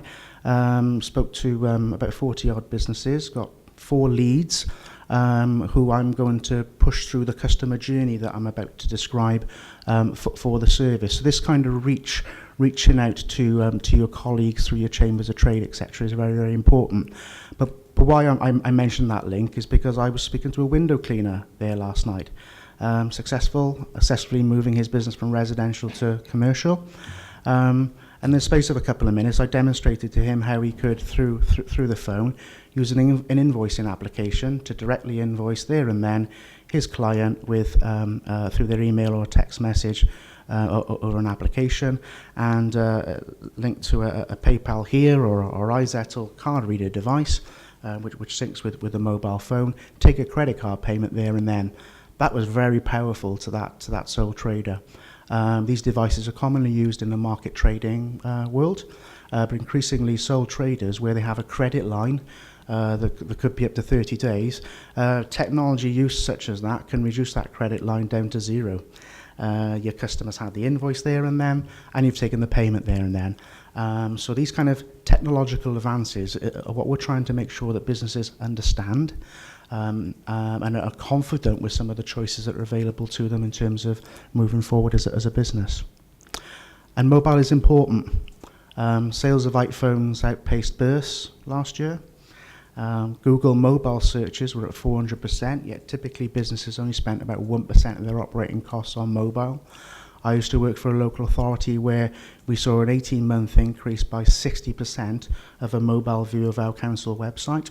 Okay, so people were no longer accessing the council website via traditional desktops, they were accessing it via their mobile. So we needed to re-render our website to make sure it could be accessible through a smaller screen. These are important messages for the SME community. So in terms of that inspiration and that technological change, my colleagues will spend a lot more time going through these trends, these innovations and options that are available to businesses in what's called our customer journey. The first protocol for many customers will be our online team. And what I should say is that we're targeting through the Welsh Government funding that's been achieved here, a minimum of 6,600 businesses we would like to take through this customer journey. But there are 220,000 businesses in Wales, so we've got aspirations to significantly hit as many as we can over the next 5 years for effectively 3-stage process of support. Online advice first. This is important because we want to make sure that we don't waste one another's valuable time when we get to the face-to-face part of the journey, the one-to-one that I'll talk about in a moment. So we effectively want to make sure at that stage we understand the business, we understand where they are now, where they want to be, what are some of the barriers that are getting in their way in terms of technology or their perceptions around technology, which they might not even know at this point. Hence taking the colleagues into the next point, which is inspiring action workshops. These will be typically 2 to 4 hours long. So building off the back of the Chamber of Commerce meeting that I was at there last night, there were client businesses there, and I took 3 leads, which I'll be pushing back into the team when I get back into the office later today, where 3 businesses that were at that event last night will now push into this customer journey that I'm describing. So that kind of reach was quick and easy off the back of a few conversations and a bit of networking last night. We want to make sure as many of the businesses in Monmouth as we can. There's no limit to this. Come through. If you have 1,500 businesses in Monmouthshire, let's get 1,500 businesses through what is a free funded support scheme here. Those workshops we want to try and tailor as we move forward. Yes, they'll be generic in places, but as we learn more about working with Peter and his team and yourselves as elected members about what your needs are, we want to try and bring in case studies, public and private partners, whether that be Microsoft, strategically through to smaller scale operators. So at the Chamber of Commerce last night, the virtual town application for Chepstow was demonstrated. A fantastic concept, and rich case studies like that where we could be doing more with the SME community to inspire them into what the art of the possible is, because quite often businesses don't know what options are available to them until they hear more about good practice and case studies, not only from fellow businesses within the locality, but some of the R&D, some of the big spend players like Microsoft, etc., who understand the future gazing and where technology is going. So at the end of that Inspiring Action workshop, there will be a call to action to colleagues. So we will ask them to complete a workbook with some initial actions for them to think about their problems and what sort of solutions might be appropriate to them. And then we're into the really rich part, which is one-to-one support with a business advisor. What I'm describing here is effectively 7 hours worth of free support that's available to any SME within Monmouthshire. So my call to action to elected members now, and I'll come back to it at the end, is please, where you have constituent businesses that you think could value from this service, please refer them in, and I'll talk about referral in a little bit later on. This is very rich and valuable service that's available to your SME community. These one-to-ones will be with experienced business advisors. They'll effectively do I hate using the term, but 360-degree review of a business, but they'll use a diagnostic tool that will allow us and the business to truly understand how technology could help them, whether that be their website, their social media, their use of infrastructure, and I'll come back to that point in a moment, and what kind of technological solutions perhaps they hadn't thought about that would be helpful for them. A key part of this stage here as well is a website review. So all businesses will receive a website review. That isn't Website Grader or Google Analytics that you could do for yourself. We have access to a very sophisticated tool that will go a lot deeper. It'll also do two important things. It'll do a comparison between your website and your use of social media, and to see if they talk to one another, and quite often they don't, and make specific recommendations around that. And also your competitors. So if you're in a particular sector, you know, if you're the Green Man hostel, you know, you're in that sort of tourism, B&B hotel sector, it'll do a competitor analysis of other websites offering that service and signpost you as to where you could learn some good practice from some of your competitors. So what I've hopefully described there is something that is very rich and very powerful for SMEs to understand. For many colleagues, the first port of call into our service will be our website. So if anybody hasn't taken a look at this website already, please do so. I've got hopefully enough for elected members, some flyers here with the website on it anyway, and the website address is on the material which has been sent to elected members. Some important information on this website. There's a savings calculator. So I talked earlier very briefly on purpose about, you know, things like PCs and mobiles and things like that. There's a savings calculator that will allow a business to pump in what their current infrastructure looks like, and it'll give them some indications of what kind of efficiencies and savings they can make if they were to move some of that technology to newer technology, making some assumptions obviously. Have a play with that. It gives you some good insights as to how you can reduce your electricity bills, your use of servers, air conditioning, devices, etc., which for some of the larger SMEs in particular could be important. Also on that website there's a software directory. So if you're interested in finding out more about payroll, HR, CRM technologies to try and help your business, there's some good descriptive information and some signposting information to suppliers that can provide those sorts of services. And we want to expand that to include businesses in Monmouthshire, and I'll come back to that point. So we're very proud of that website. The event scheduler is on there as well. And through Peter and his team, I'll make sure that there's advanced circulation of events that we're planning to run for the Monmouthshire community. But for me, it isn't about saying, here's an event, we've taken the liberty of booking a venue, please come along. It's about really working and getting in with the events, the groups that are already working here in Monmouthshire, like the example of where I was last night at the Chamber of Trade level, where there's existing footfall, people are there, and we can blend into existing activity, whether that's through the RDP group, Chambers of Trade, business clubs, etc. The list goes on. That reach is important, and each of those clubs or events will have lead officers. Chatting with Peter about how we can bring all those lead officers together to brief them on this so that they can act as advocates to their network and get the referrals in the other end. On that website, there's also room for case studies. At the moment, there aren't any case studies of Monmouthshire-based businesses on that website, but I'm hoping that will change after today. We've got a commitment with our action plan for Monmouthshire, which I'll come on to in my next slide, to generate some case studies. So, tell us about businesses in Monmouthshire that are doing some innovative work with new technology.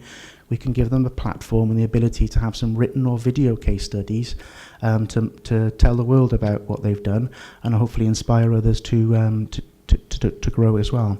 I've picked on Environmental Systems in Aberystwyth there, just as an example, because that's a company that's 3 employees. They went from a 3 megabits per second connection to 100. They've done some of the things that I've described about moving their use of technology off their premise and are doing it through the internet.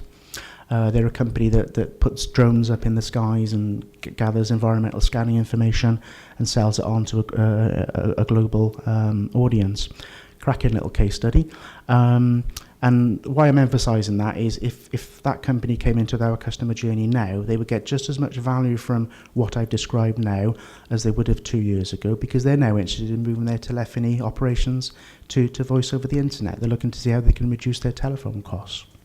But let's get some Monmouthshire businesses in here.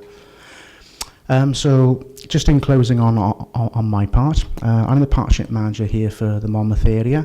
I'll do whatever it takes and reach out to work with elected members, chairs of associations, some of which I've hopefully picked up on, but there'll be more. And please tell me about groups and events that we can get in that to do awareness raising and get some referrals of SMEs into the scheme. Because I say, I'm going to make sure that every single SME in Monmouthshire that can gain access to this does.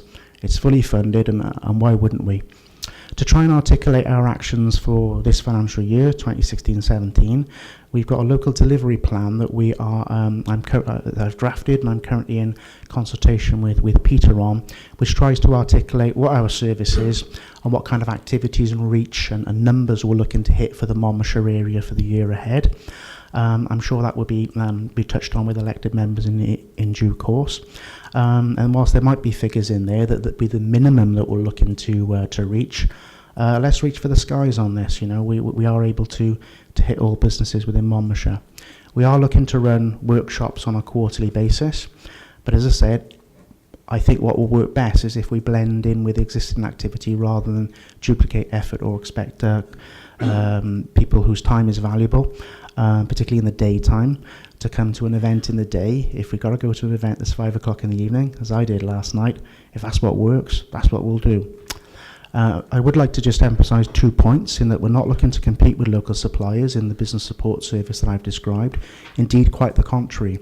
If we can find out that there's somebody that's done some really good new technology development work here in Monmouthshire, that's a potential partner for us that we can bring in to our partner workshops to help others understand the art of the possible. So I'd like to recruit them in as a partner. But they could also be a client that might want to go through that customer journey that I've described as well. But we need your support. So my contact details I'll flash up next, and they'll be available electronically as well. Please feel free, if you have a constituent business that you would like to refer into this scheme, refer them directly into myself. That's not a problem. I'm not the business advisor that would do the one-to-one with them, but my colleagues would be. But I will own that contact and make sure that that person goes into the process that I've described. I've covered most of the points on my next step slide there anyway. So I will pause for any questions and answers, etc. at the moment. But my contact details are on the slide deck, and through the chair and the secretary, I'm sure will be available and circulated separately anyway. So I'd like to thank you for your time, and happy to take on board any questions colleagues may have. Thank you, Lee. That's very helpful. I've got Councillor White and then Councillor Prosser. Thank you. Yes, very interesting. And I'm not the cleverest person in the world. As you see, I've just got my laptop. I don't do it on my phone, and I leave my iPad at home. Listening to you talk and all the people that you've spoken to, and you mentioned a businessman who was a window cleaner, that gives me such a good buzz, because in my ward I have lots of one-men, one-women businesses, and they're going around in their little vehicles, and I'm thinking, this could save, this knowledge could save them time, and time is money. And I also think, you mentioned Chamber of Trade, and I don't know many members who are farmers in Chamber of Commerce and Chamber of Trade. Their hours are completely different to 9 to 5. But they would benefit from what I've heard you describe. My husband struggles with his computer and his phone, his new phone that he's trying to get to grips with. My son couldn't work, and he's a one-man business without his technology, but it can all be geared up one notch, couldn't it? And I think, I'm listening to you, I'm thinking, would my men benefit? And then I'm thinking, would other farms benefit? So how are you going to get in touch with the farming community? And we have a vast number of all ages, all ranges, all sizes, and they're out there. And these are people who really would benefit and wouldn't feel like throwing it out of the window now and again when it doesn't work for them. So really, you've got the markets and you've got farmers' clubs, really and truly, and the small businesses that don't belong to Chamber of Commerce or Trade. These are the people you need to capture. I completely agree, and I guess that's where I need your help as elected members. You understand your patch far better than anybody else. Feel free to contact me. My starting point is I have a partnership database, grown over a few years, if you like, that might contain public and private. I've got some banks on there, some solicitors, that sort of thing. But what I don't have is perhaps an agricultural association or whatever it may be. So I have liaised with Peter about working with Kath, with Matt and with James in terms of making sure that we sit down and talk about what kind of groups and events are active here within the Monmouthshire area, so we can start to reach out to all those groups, make sure that the leads of those groups are an advocate for us, and then once we've achieved that we get to the network of businesses that sit behind them. So the example that I used of attending the AGM there last night, I met the chairperson once, a very passionate guy, and he kindly invited me to that session. That gave networking opportunities that weren't otherwise available. There'll be other chambers of commerce within the Monmouthshire area that I need to understand and work with James, Matt and Kath and Peter on. But I'm sure all those clubs and groups are there. We just need to identify them, work with a champion and get at the network that's behind. But please, my contact detail there, if you've got a constituent business or organisation that you'd like me to follow through on, please don't hesitate and I'll make sure that we follow through. Thank you. Councillor Prosser? Yes, I'm going to take us back to agri-urban because it's right up your street in that sense. I gave a presentation on Monday to stakeholders, and at 3:30 this afternoon, in the council chamber in Abergavenny, I will be giving an overview to county councillors and officers, okay?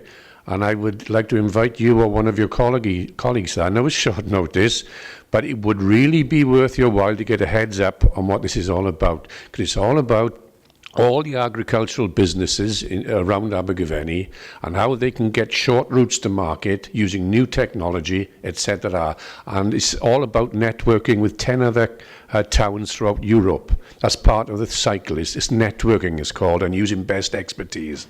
It really would be worth your while if you can get somebody there for 3:30 this afternoon, okay?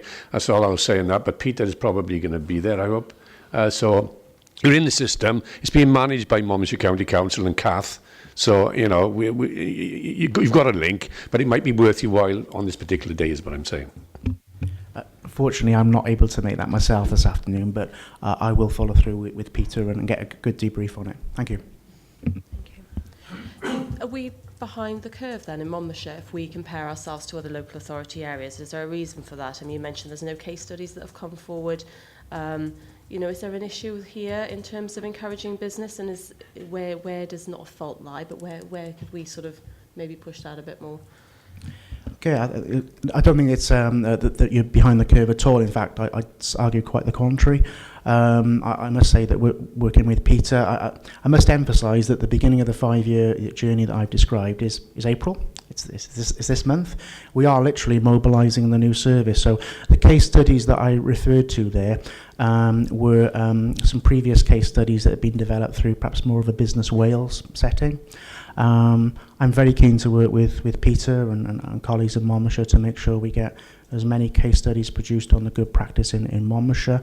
I'd say I think the enthusiasm, and the word enthusiasm was used earlier by two colleagues, that I've seen from Peter and his team, and certainly attending just one group that I managed to get to last night, I would say outshone some other local authorities where I would argue that they are behind the curve in perhaps seeing the opportunity to really support their business community. Peter. I just want to add further, I guess. I mean, I've got the benefit of being one of two local authority representatives who sit on the Superfast Business Wales Advisory Board, who I guess oversees, the successful running of the programme.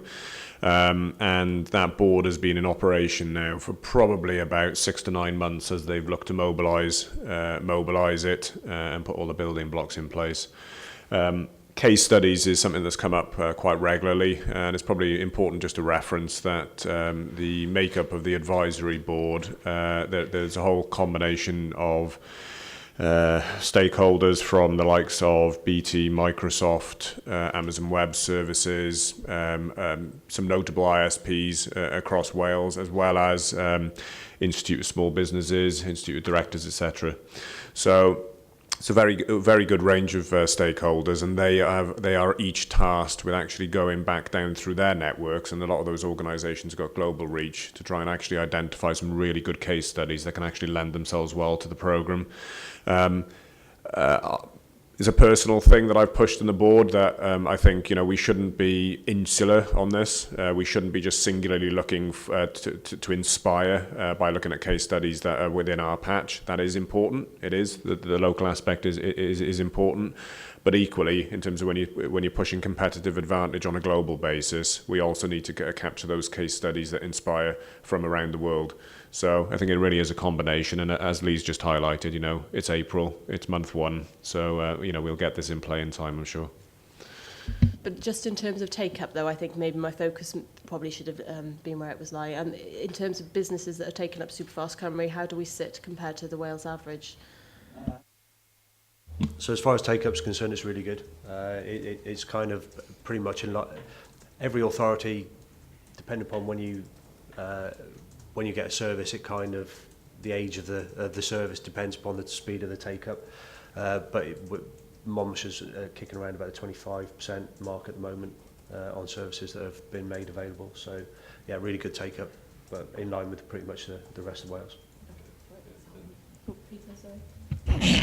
Just quickly to supplement this, and colleagues sat at the table here will be aware of this, but the Superfast Cymru contract, there are incentives in there with regards to take-up and Welsh Government's ability to obviously claw back funding as a result of increased take-up. So, Welsh Government and I guess BT are incentivised in that regard.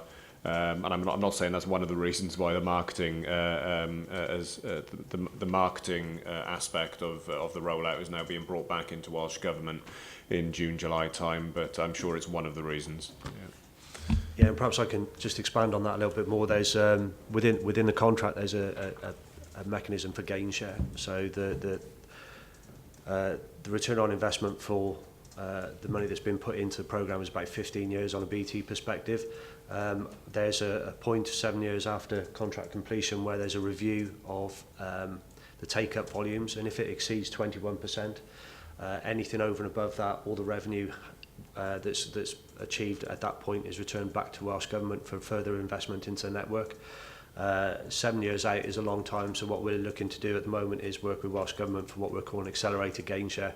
We've put a big pot of money available back because we're confident that we're going to overachieve on that 21% target, with a view to, rather than waiting for 7 years, look at reinvesting that over the next 12 months to extend the coverage further, to extend it further than the 95% and get as close to 100% as we can.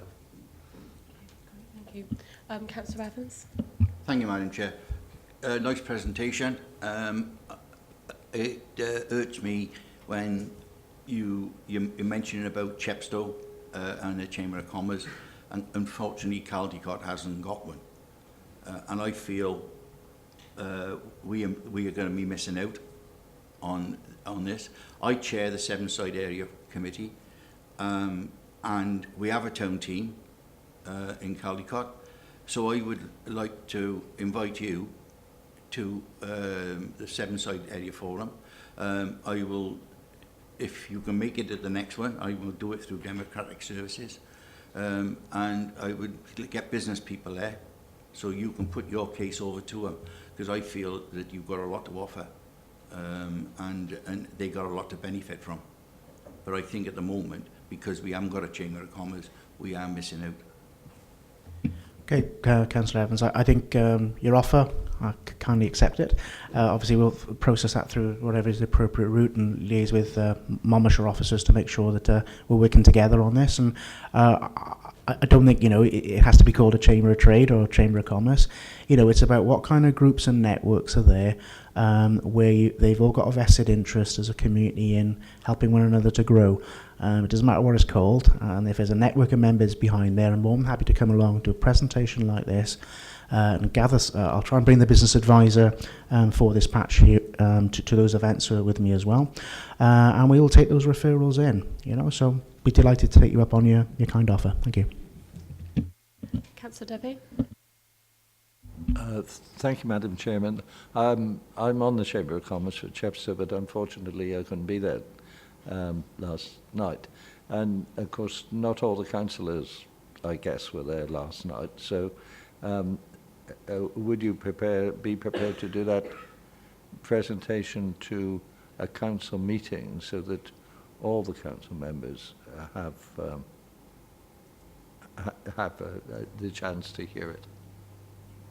Okay, absolutely. I think the actions from last night were that the chair of the Chamber of Commerce for Chepstow was going to invite members of Peter's team and myself to the next quarterly meeting on the 12th of July at Chepstow Racecourse.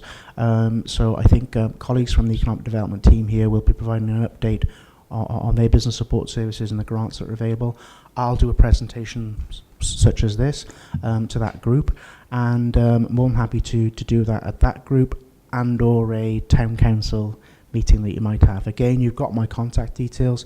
Just let me know, and I'll try my best to come along. Can I go back?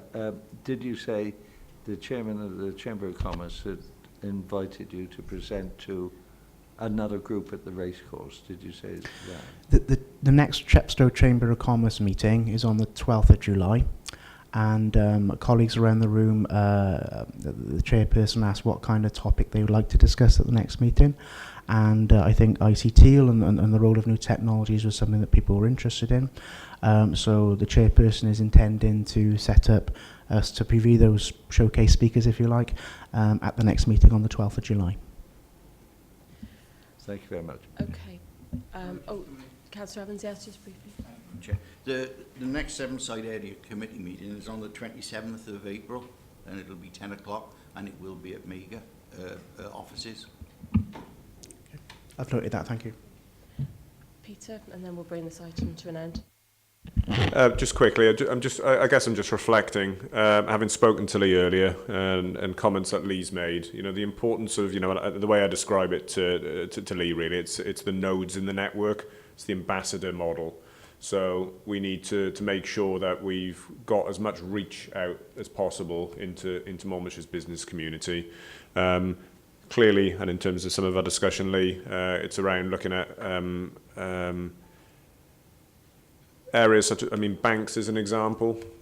Banks are a good point to start with. They've got very good reach into business communities. Chambers of Commerce, clearly.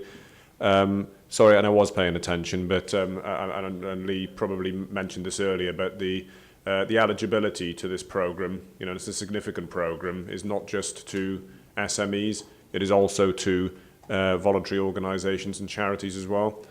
Yeah, which is important, and so we need to make sure we maximise reach. I will give some thought, I think. I'm just reflecting on Councillor's comment then. I will give some thought to how we maximise awareness across members generally. because at the end of the day, ward members in totality have got a very good understanding in terms of where those key networks exist. So very briefly, Just to come in on that, please, if I could. I would also like to invite you to come to our area committee, and it's in June sometime, it's not in the top of my head, but I will do it through the council, and I will make sure that we get people from the businesses to attend. And the volunteers, we've got a lot in Monmouth, a lot of volunteering, and they all need to be pulled together on this. Thank you. Councillor Winter, one final one. May I suggest you talk to Gavel? Yeah. Does the lot. Yeah. I think the key thing is we've got the contact details. I want to say thank you to the three of you for coming and meeting us today. I think it's really welcomed by us all to have the opportunity to engage, and it's key for our ongoing communication with residents and businesses. We will certainly engage with you on forwarding any individual resident type issues, but also on the business aspects, because I think there's a real opportunity and we all want the best for our local economy, and there's a real opportunity here. So thank you very much, and yeah, we'll speak to you again soon, I'm sure. Thank you.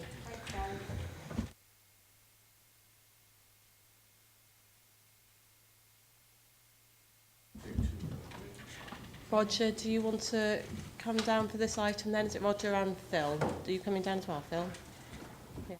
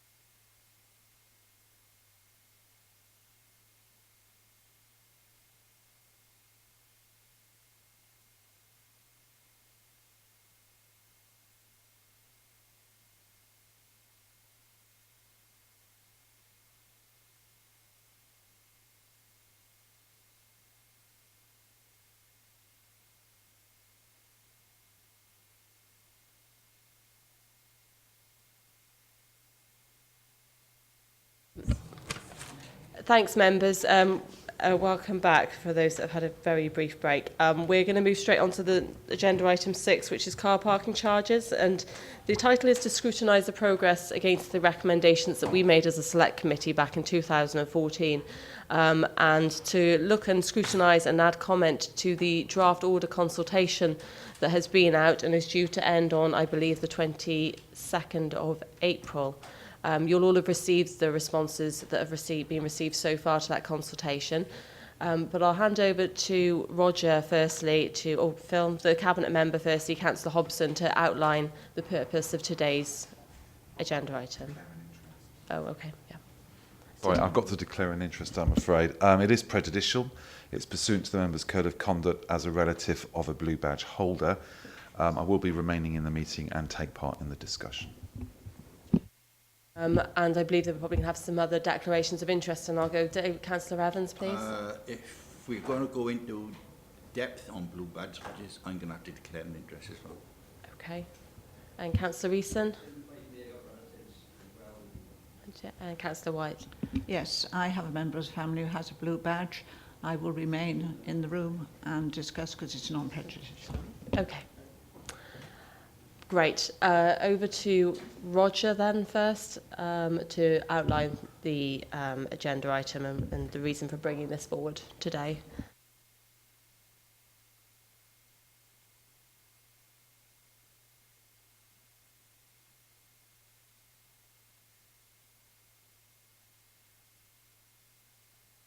I can't get there. Anyway, good morning. Thank you, members. You will recall having considered the car parking report on several occasions previously and proposals surrounding that. In July, you took the report on that. Recommendations went from that to Cabinet. They included changes to the charges to existing car parks which were implemented, creation of new car parks which are underway, and the preparation of a new car park order. And it's the new car park order which brings this report before you today. The part of the preparing a new car park order is a statutory consultation process. Now, the statutory consultation process actually ends on the 22nd of April. So this isn't the ideal timing. However, due to timing around meetings and officer availability, I felt it would probably be appropriate to bring this to you as having received several comments already, for you to consider whether or not you wish to add to the comments which you have already provided to Cabinet at your previous meeting.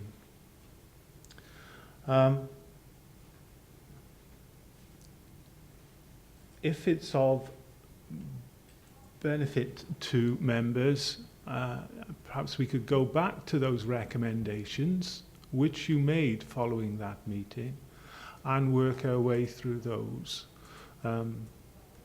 Perhaps that would help prompt the debate of the various... Yeah? Yeah, it is on. There's several of these. I think we've not got the lights working. Yeah, so that's what's happening. So, Roger, you're suggesting we go back firstly, before we look at the draft order responses and summary responses there, to look at the recommendations that were made originally and the progress against those? Is that what you're suggesting? Yeah, because the draft order reflects predominantly those recommendations and the decisions of Cabinet which were taken previously. So you've already seen those aspects of it. What we're now giving you, because of the statutory consultation process, is the opportunity just to reflect upon those. And in light of the further comments we've had through consultation as to whether or not you wish to add further recommendations to Cabinet, when that Cabinet does ultimately consider whether or not it wishes to adopt the order or maybe amend it. But just to be clear, there are elements of the original recommendations which are not part of the draft order. So I'll just take an example, which is the car park at Usk, which was going to move to Town Council ownership. Is that right? But we've got no progress report on those areas today. That would be, Madam Chair, because it doesn't form part of the car park order. No. So, I think we did ask for a progress report Yes. on the wider. So would you think we'd get a report at a later date on those ones? And then today's just the focus on the draft order. Yeah, predominantly, although if we go through the recommendations which you made at the last meeting, and I can take you through those, then that will prompt that anyway for me to give you an update on those various items. So you will see the various items which have come through, the discussions which you had, I can briefly summarise, and then on the basis of the comments which you have now seen, the further comments, then you may decide whether or not you hold with those or whether or not you wish to comment further before the draft order is placed before Cabinet for a decision. I would have to say, if there is significant changes when the order goes to Cabinet, then it may be necessary for us to go back out once again for consultation on a revised order. I've spoken with our solicitor, and whether or not that necessary is actually a judgment which we will take upon the extent of any changes which may come forward. But ultimately that will be for Cabinet. But I advise you of that purely to provide you with background information in the event of the order being any significant recommendations coming forward and the order therefore being changed. Okay. Okay, so members, in terms of how you want to proceed with this, do we want to take each recommendation, or is that could prompt a debate on every single one, and we could see that needing to go back out? Councillor Prosser? Yes, I'd like to... we're here to reflect on the consultation. That's the top and bottom of it, and whether we want to change anything. So I think we can just go in on the parts of the consultation which give us concern. And I'd like to start the ball rolling, if I may, Chair. That would be fine, but if I could then just briefly say, then in terms of the areas which we're not covering today, it would be helpful to have an update at a later date on the recommendations that don't.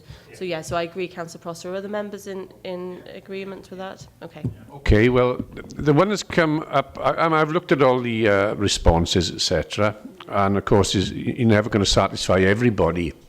But one which has come up, which I think really does stand out, is the blue badge one.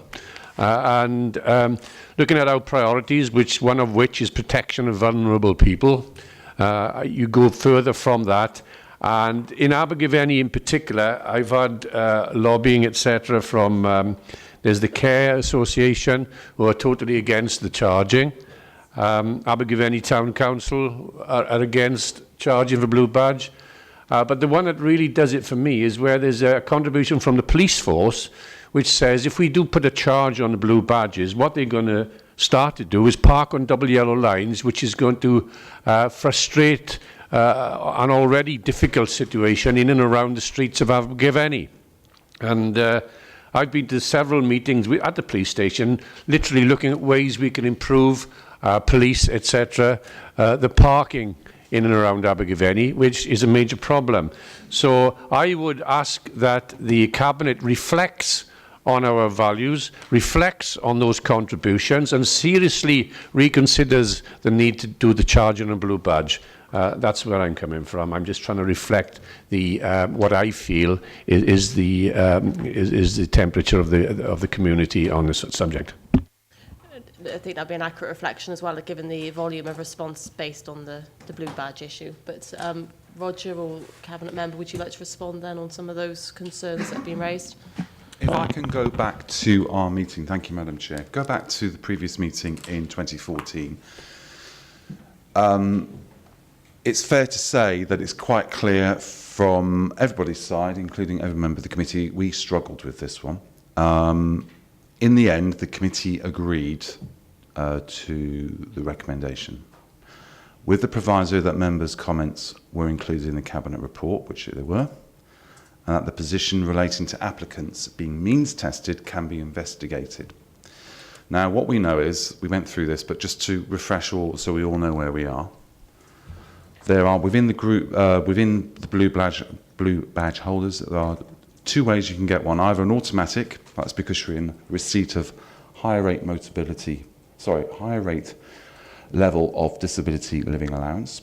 You're in receipt of the personal independence payment, or PIP, severe sight impairment, brackets blind, or war pensioners mobility supplement. Beyond that are the discretionaries. So we knew there were two groups of people. Predominantly, it is the discretionaries that make up the blue badge holders, of which there are nearly, or just over 6,000 households have access to a blue badge in Monmouthshire.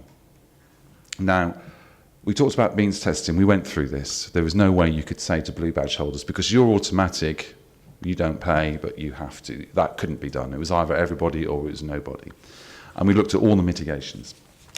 One thing that has happened since the last time that this was scrutinised by yourselves is that Welsh Government have introduced a new criteria for the issuance of a blue badge. That has considerably tightened up who gets one and who doesn't. Now, we do now have a full year set of figures, so let's call this year one. And what we know is that we're looking at, Roger, you can guide me on this one, 20 to 25% on renewals are being declined.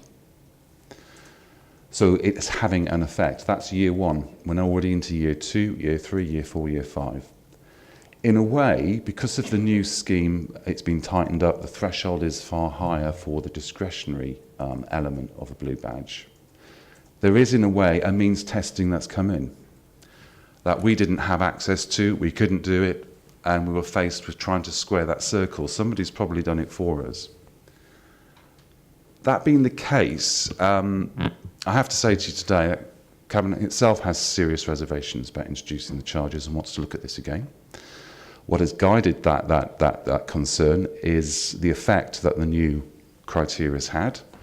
It is providing an answer to the question that we previously had.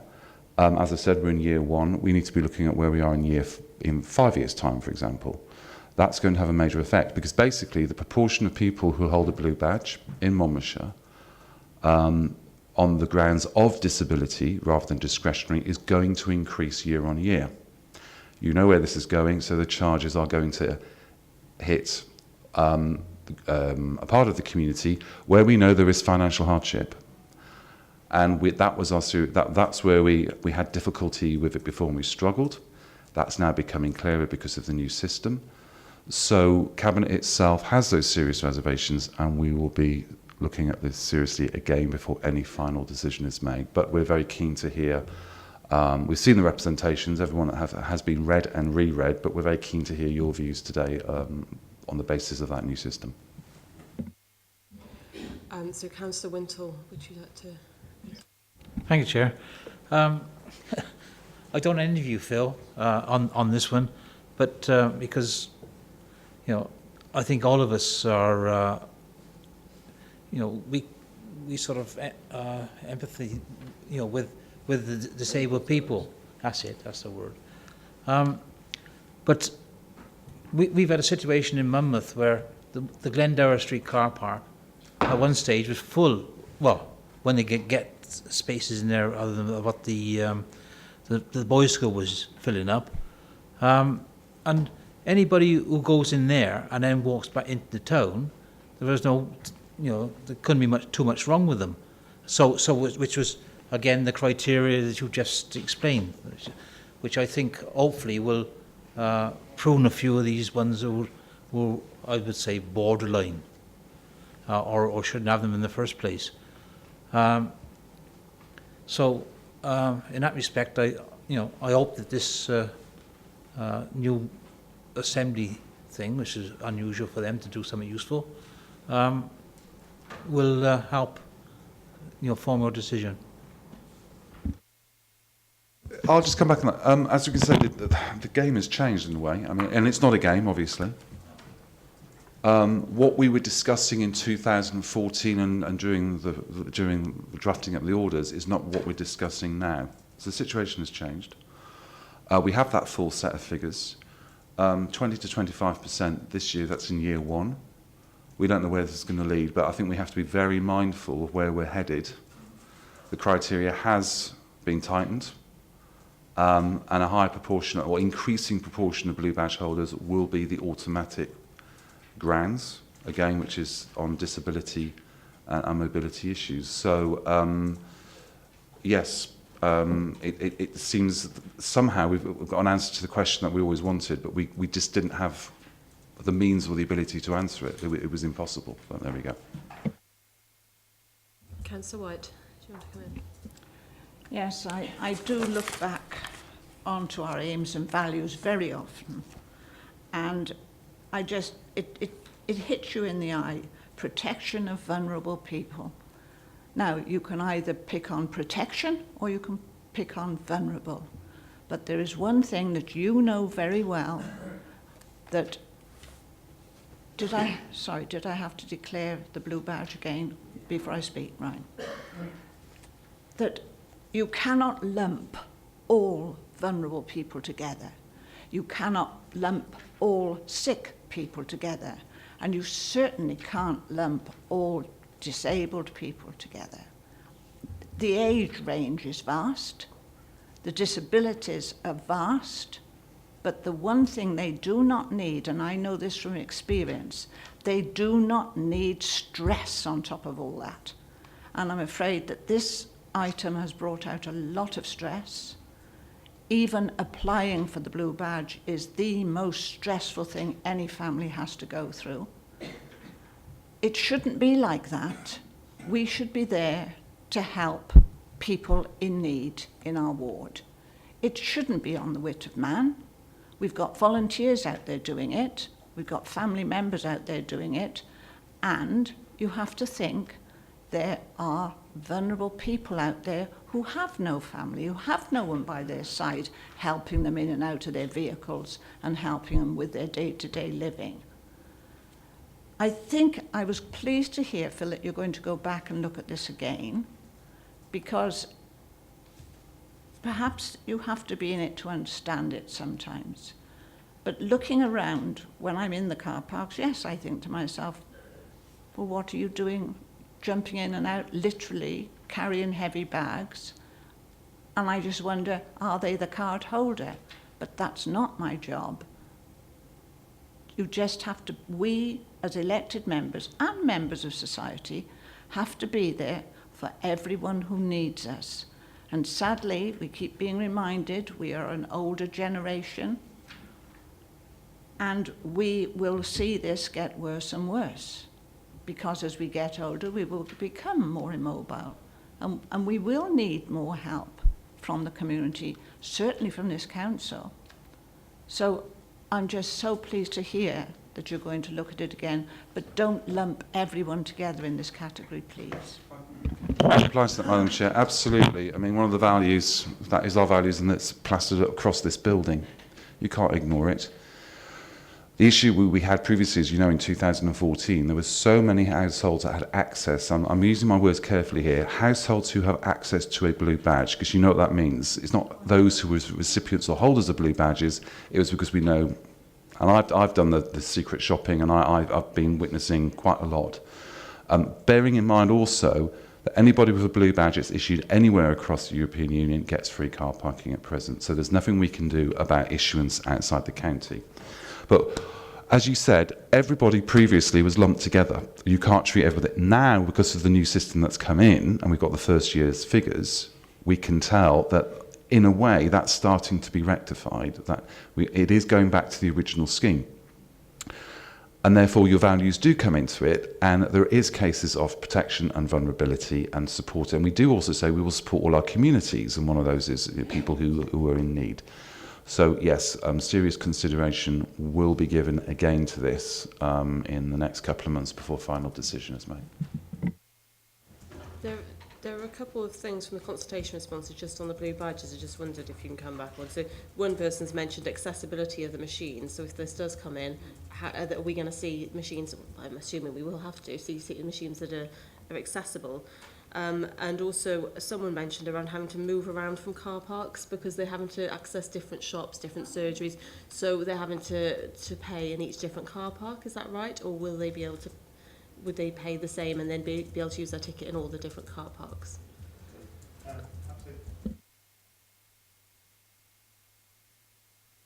And so have you got ones on the blue badge? Yes. Yeah.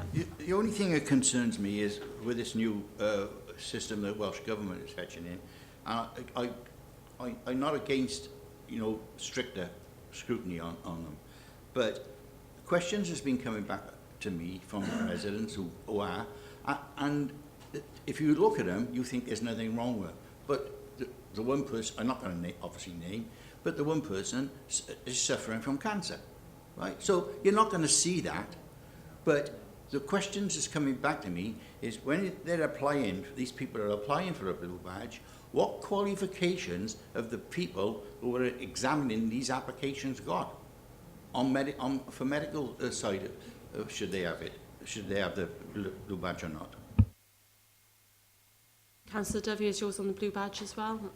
Yeah, blue badge. Yeah, okay. Yeah, do you want to take these all together, I think?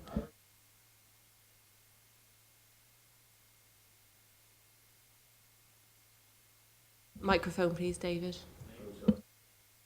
I remember when we discussed this originally, was the whole thing rotated about not so much about whether people were financially vulnerable. The blue badge was all about the need for them, the need of accessibility, if you like. That is where we started off from. And I think that is fundamental to this thing. I'm concerned at what Sue says, and I haven't any experience of applying for a blue badge or anything like that. But I am really concerned that people, when they apply for a blue badge, they find it upsetting and challenging. It shouldn't be anything like that. I mean, they should be made to feel welcome, and what we are trying to do is address their problem in a friendly way. The whole idea of it being stressful, I think, is really out of court and anti-productive. So I think we should look at that, look at the process.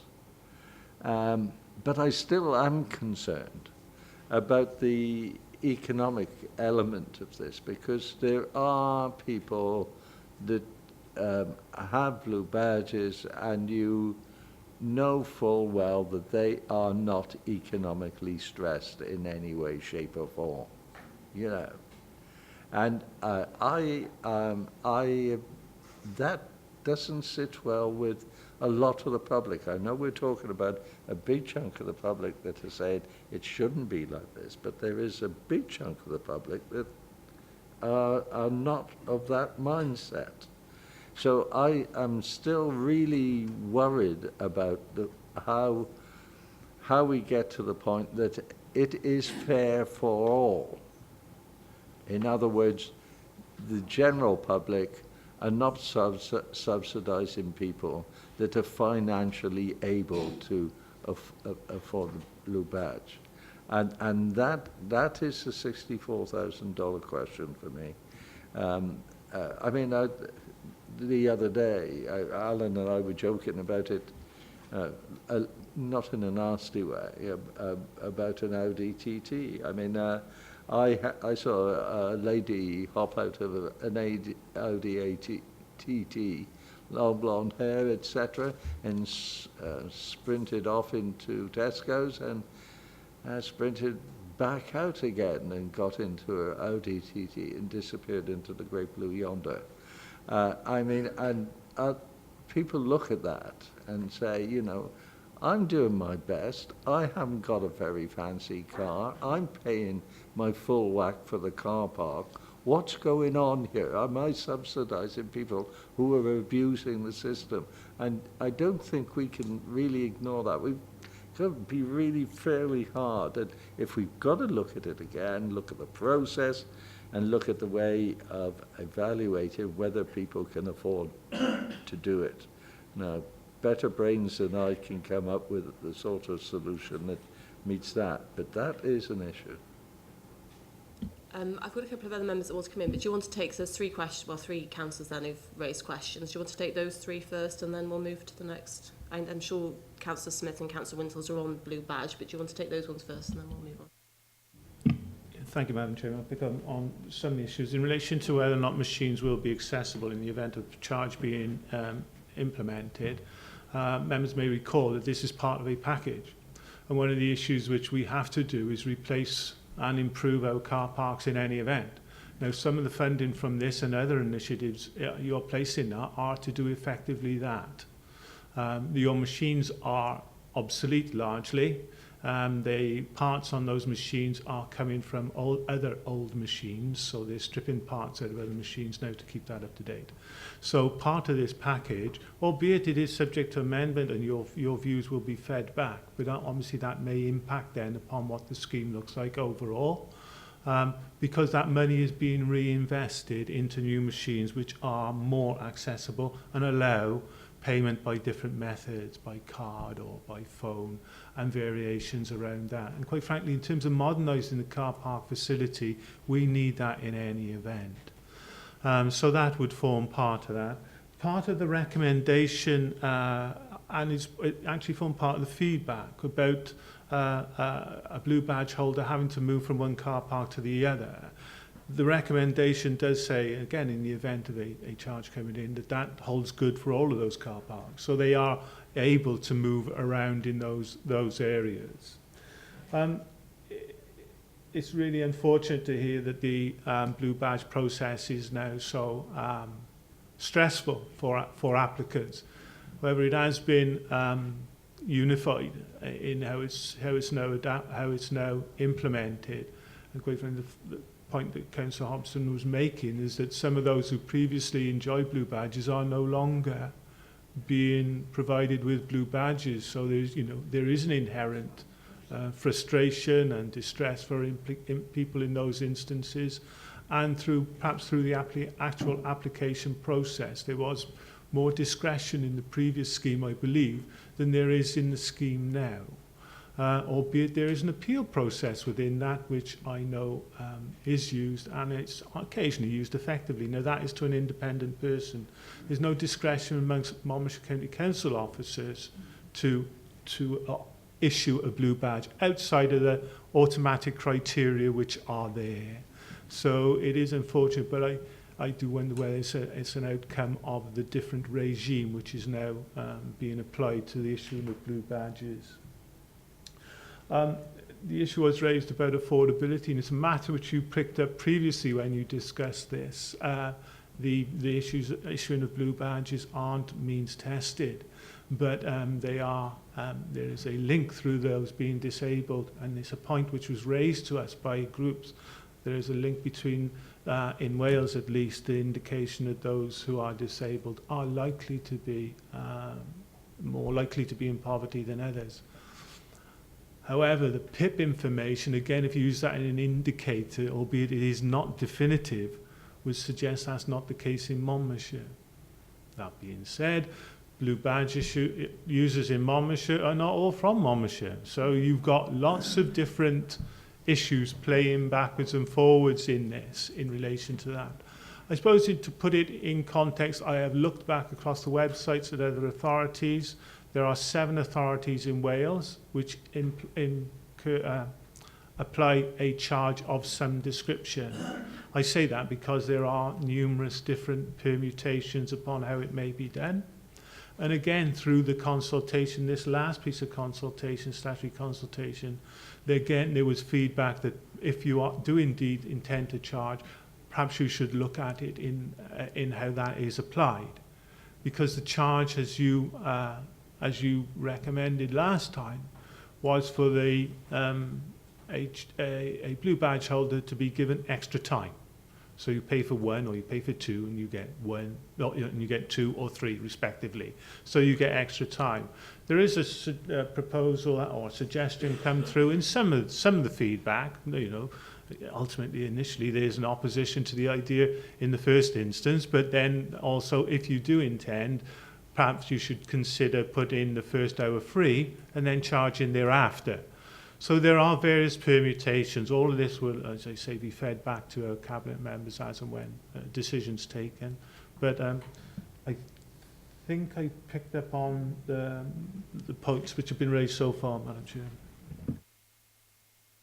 Yeah, I wanted to come in. Councillor Dovey raises an important issue, which is what we addressed ourselves to last time, and it was all about squaring the circle, and we couldn't do that.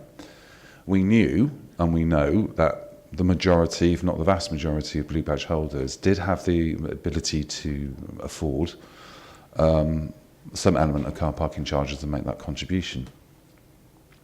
But at the same time, there seems to be a bit of a gulf then where we knew that there were a number of people who, where there was financial hardship. Anybody on disability living allowance or personal independence payments, or on retired medically from the armed services, or war pensioners, don't earn a lot of money. Their incomes are considerably lower. And we knew that at the time, and that's why it has been, I know I say we struggled or we've hesitated with it. Actually, it's been quite painful to do it, to make that consideration. But again, everything's stemming back now to, as we're seeing the renewals coming in and the rejections or the decline of badges increasing, that the group of blue badge holders is going to become increasingly the people who are on low incomes. So you can see how it's starting to concentrate the mind, and that's why we just want to carefully reconsider before we make that final decision. I think Roger just wanted to come back in before I go back. Sorry, one point I did miss. Councillor Bronson mentioned, gave feedback from Gwent Police about parking on the streets. That does cause me a little concern that, because enforcement of on-street parking, it lies with the police force rather than ourselves. If somebody's a blue badge holder may not cause an obstruction. So it is, unfortunately, it does play back to the police authority to enforce those regulations. So I understand the point made, and I have heard it previously, and again that will be fed back. But it is a highway matter, really, as opposed to charging for blue badge. Did you want to come back, Councillor Evans, on that specific point? Or? Yeah, sure, and then I'll move. Just for clarification, Phil, you said at the tail end of your comments, blue badge holders would, on the low income or on benefits, would get a blue badge on preference to somebody who was on an high income. The automatic qualification is anybody who is higher rate disability living allowance, which, because of universal credit, is now turning into personal independence payments, or PIPs. So there'll be an element of people who are already on PIPs. Anybody who's armed service or Army Reserve Forces scheme due to medical retirement, severe sight impairment due to blindness, and war pensioners mobility supplement. If it's discretionary, it goes into 4 categories: children under the age of 3, disability in both arms, a severe cognitive impairment, and the by far the biggest group, as always, is walking disability.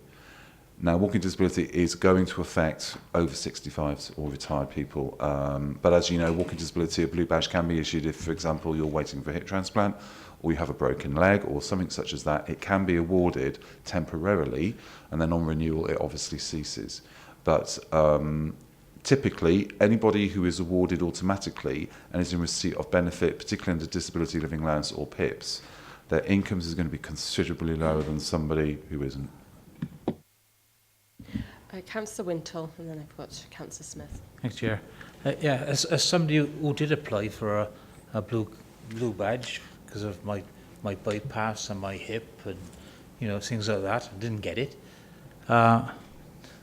So a bit miffed on that, but I wouldn't say it stressed me out too much. I just sort of cursed the officer concerned and went away.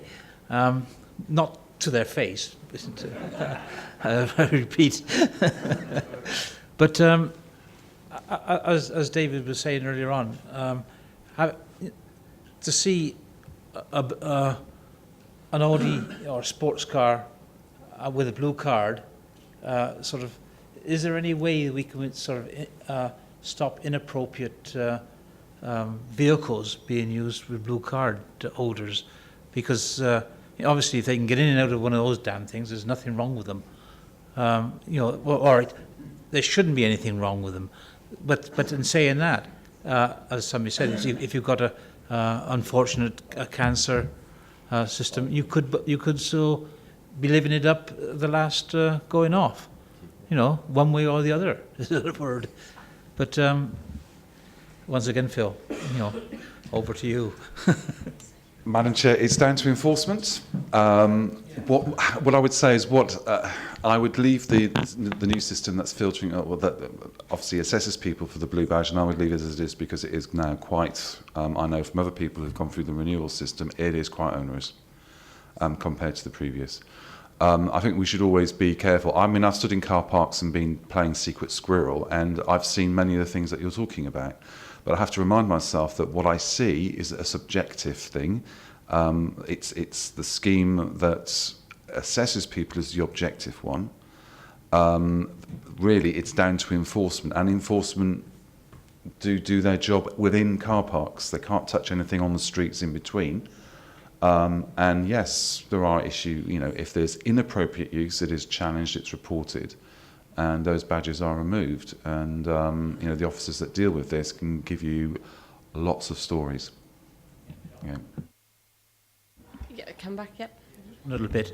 I've also seen a lot of disabled bays being used, in Monmouth, by able-bodied people because they're too bloody idle to go to the car park. And that's the only way to describe it, I'm afraid. And unfortunately, we seem to have a severe shortage of police in Monmouth. Although occasionally they do have a little blitz on little areas, but it's only when people got fed up with not seeing them and these things are happening.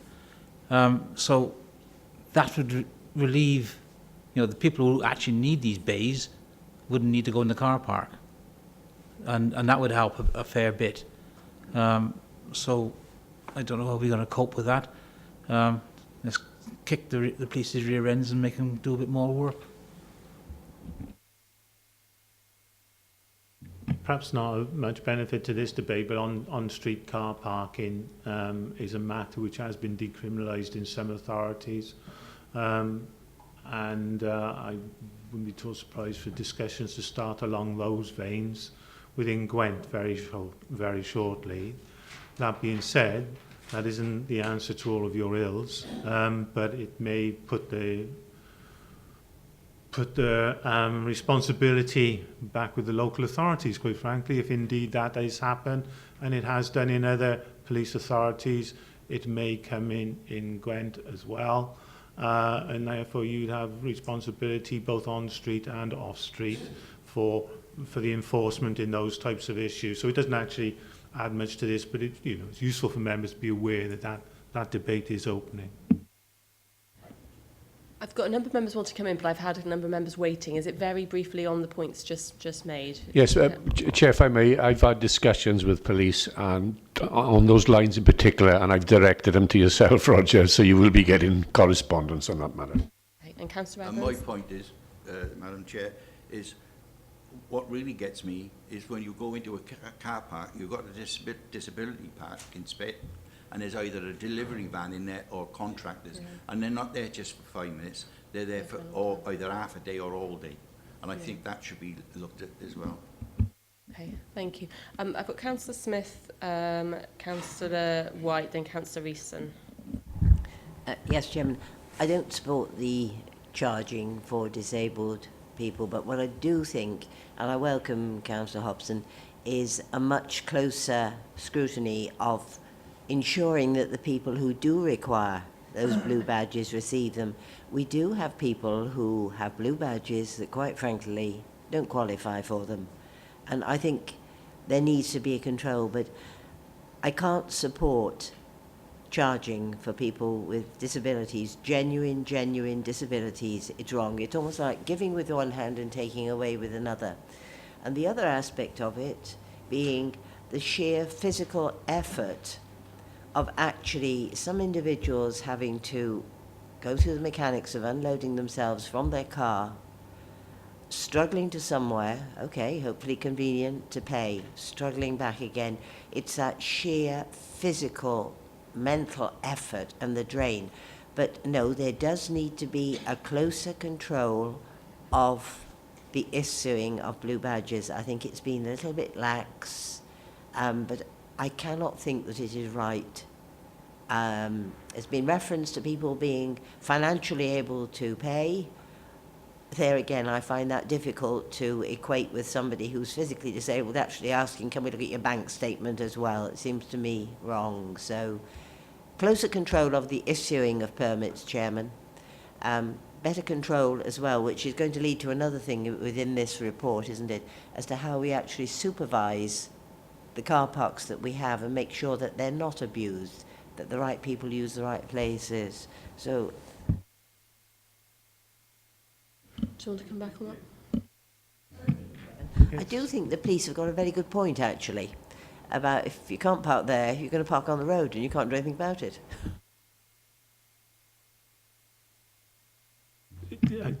Councillor Smith only takes me back to the same thing. If somebody's parking causing an obstruction, they will get booked, blue badge or not. They cannot do that, and I think that's the point which was being made by all the concerns really of the police force, that may be an outcome of introducing charging. To come back on the control of the blue badge issuing, Monmouthshire County Council now administers the issuing of blue badge. It doesn't set the criteria. This is done nationally now, so it's not within our gift to add to that process. So the point which you make about some people who had previously enjoyed a badge and no longer are, I would suspect is down to the new criteria. And they are therefore, which may be more stringent, gives less scope for any discretion that may previously have been applied. So we are definitely seeing an outcome where there's a reduction in the numbers being issued. It's an interesting comment that Councillor Smith makes, to give with one hand and take with the other.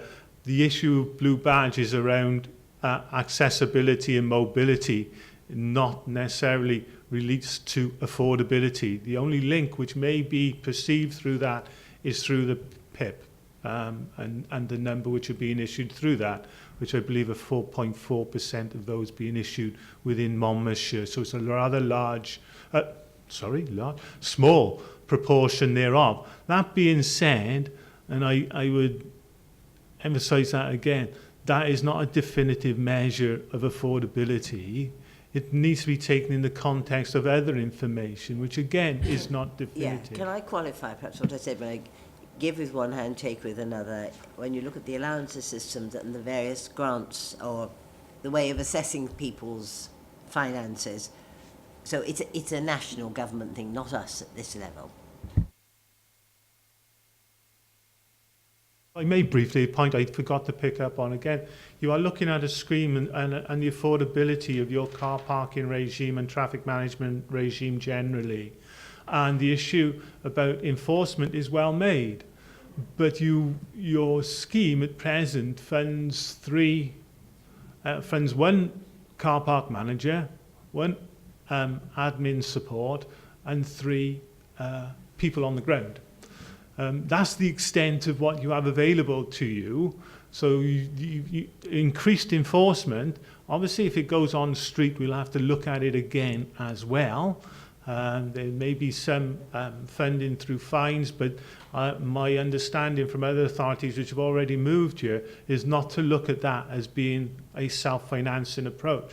But we would have to look at what things are there. So when you look at your car park and your charging regime as a whole, you also need to look at it in the context of how it helps you to manage the service as a whole, unfortunately. Moving it slightly from your disabled things, because my question was, would be, well, it doesn't. Does the income that we derive from our car parks cover the expenses of running our car parks? And when you look at the condition of our car parks, they're not beautiful. And what are we going to do? We're looking at new cash machines, new collection points, but I haven't seen anywhere about the installation of electric metering points, because if we're looking to the future, we should be thinking of charging points for electric vehicles, and these sorts of things need incorporating. And also, the technology there now is fantastic, but we do need, as a council, I think it would have been useful to have had a set of figures that says this is what we actually spend, this is what we need to spend to bring our car parks up to a good standard to sell Monmouth as a good place to park your car, safe, secure, no potholes in there. So we don't have those figures. You've just given an indication of the staffing level that we would have, and we should be questioning, is that adequate? Is that right? We ought perhaps to go back to the beginning, Chairman, and say, what do we want to provide in Monmouth? It's going to cost this, and how do we pay for it? I've gone from blue badges, Chairman, sorry. Thank you, Madam Chair. Members may recall when the report came to you previously, there was quite detailed information in there about investment into new machines, into car parking. And one of the matters which was raised, and a recommendation from members previously, was to look at electronic charging points. And I do know that estates colleagues have been looking at the feasibility of introducing those. Some regret that they haven't been introduced, I'd have to say, albeit unfortunately we're not on our own in not having introduced them, albeit in neighbouring authorities. I've seen them in Hereford, they're there. I'm not sure about the others, but they are starting to get there. And it is an aspect, which was a recommendation last time, doesn't form part of the parking order, and is a matter which I think, Madam Chairman, you raised earlier, which we still need to come back to you on. So we will do that. But back in relation to the car parking order overall and the income, there was an appendix attached to that, and I think even may have been replicated with this report, which provides you a breakdown on how the funding is to be spent, because the point's well made that we need to invest into those car parks. Thanks, Councillor Smith. Councillor White? Thank you, Chairman. I am going to keep labouring the word vulnerability, and the elderly, and we're all getting older, and please, Lord, I never have to apply for a blue badge. Been through it once for my relation. I wouldn't want to do it again. It's not the people who are going through the forms with you. The girls at the one-stop shop when I was applying were absolutely wonderful. It's the darn form and where it leads you in the end, in a totally different direction to what the patient needs to go. But then again, I don't want to go into means testing. I mean, this is horrific. It's been horrific for generations. It's a horrible term, but it's the only way I can think of explaining what would happen if we went down the road of saying who can afford it and who can't. Because I know very well, I'm old enough to know, and I've lived long enough in the town I was born in to know that there are elderly who decide whether to buy meat this week or pay their gas bill. And I don't want them to think, oh, well, I won't apply because I don't want them to know how poor I am. We've had it with the school meals. There are parents who won't let their children have free meals because they're too proud. And we have got this running through, rightly or wrongly, through the generations. And they would say to themselves, oh no, if I've got to tell them how poor I am, I won't apply. Also, we've got to think, and it's nothing to do with parking, so perhaps I'm wrong in bringing it up. I've got peers in my town who haven't got a car, and they struggle to do their shopping.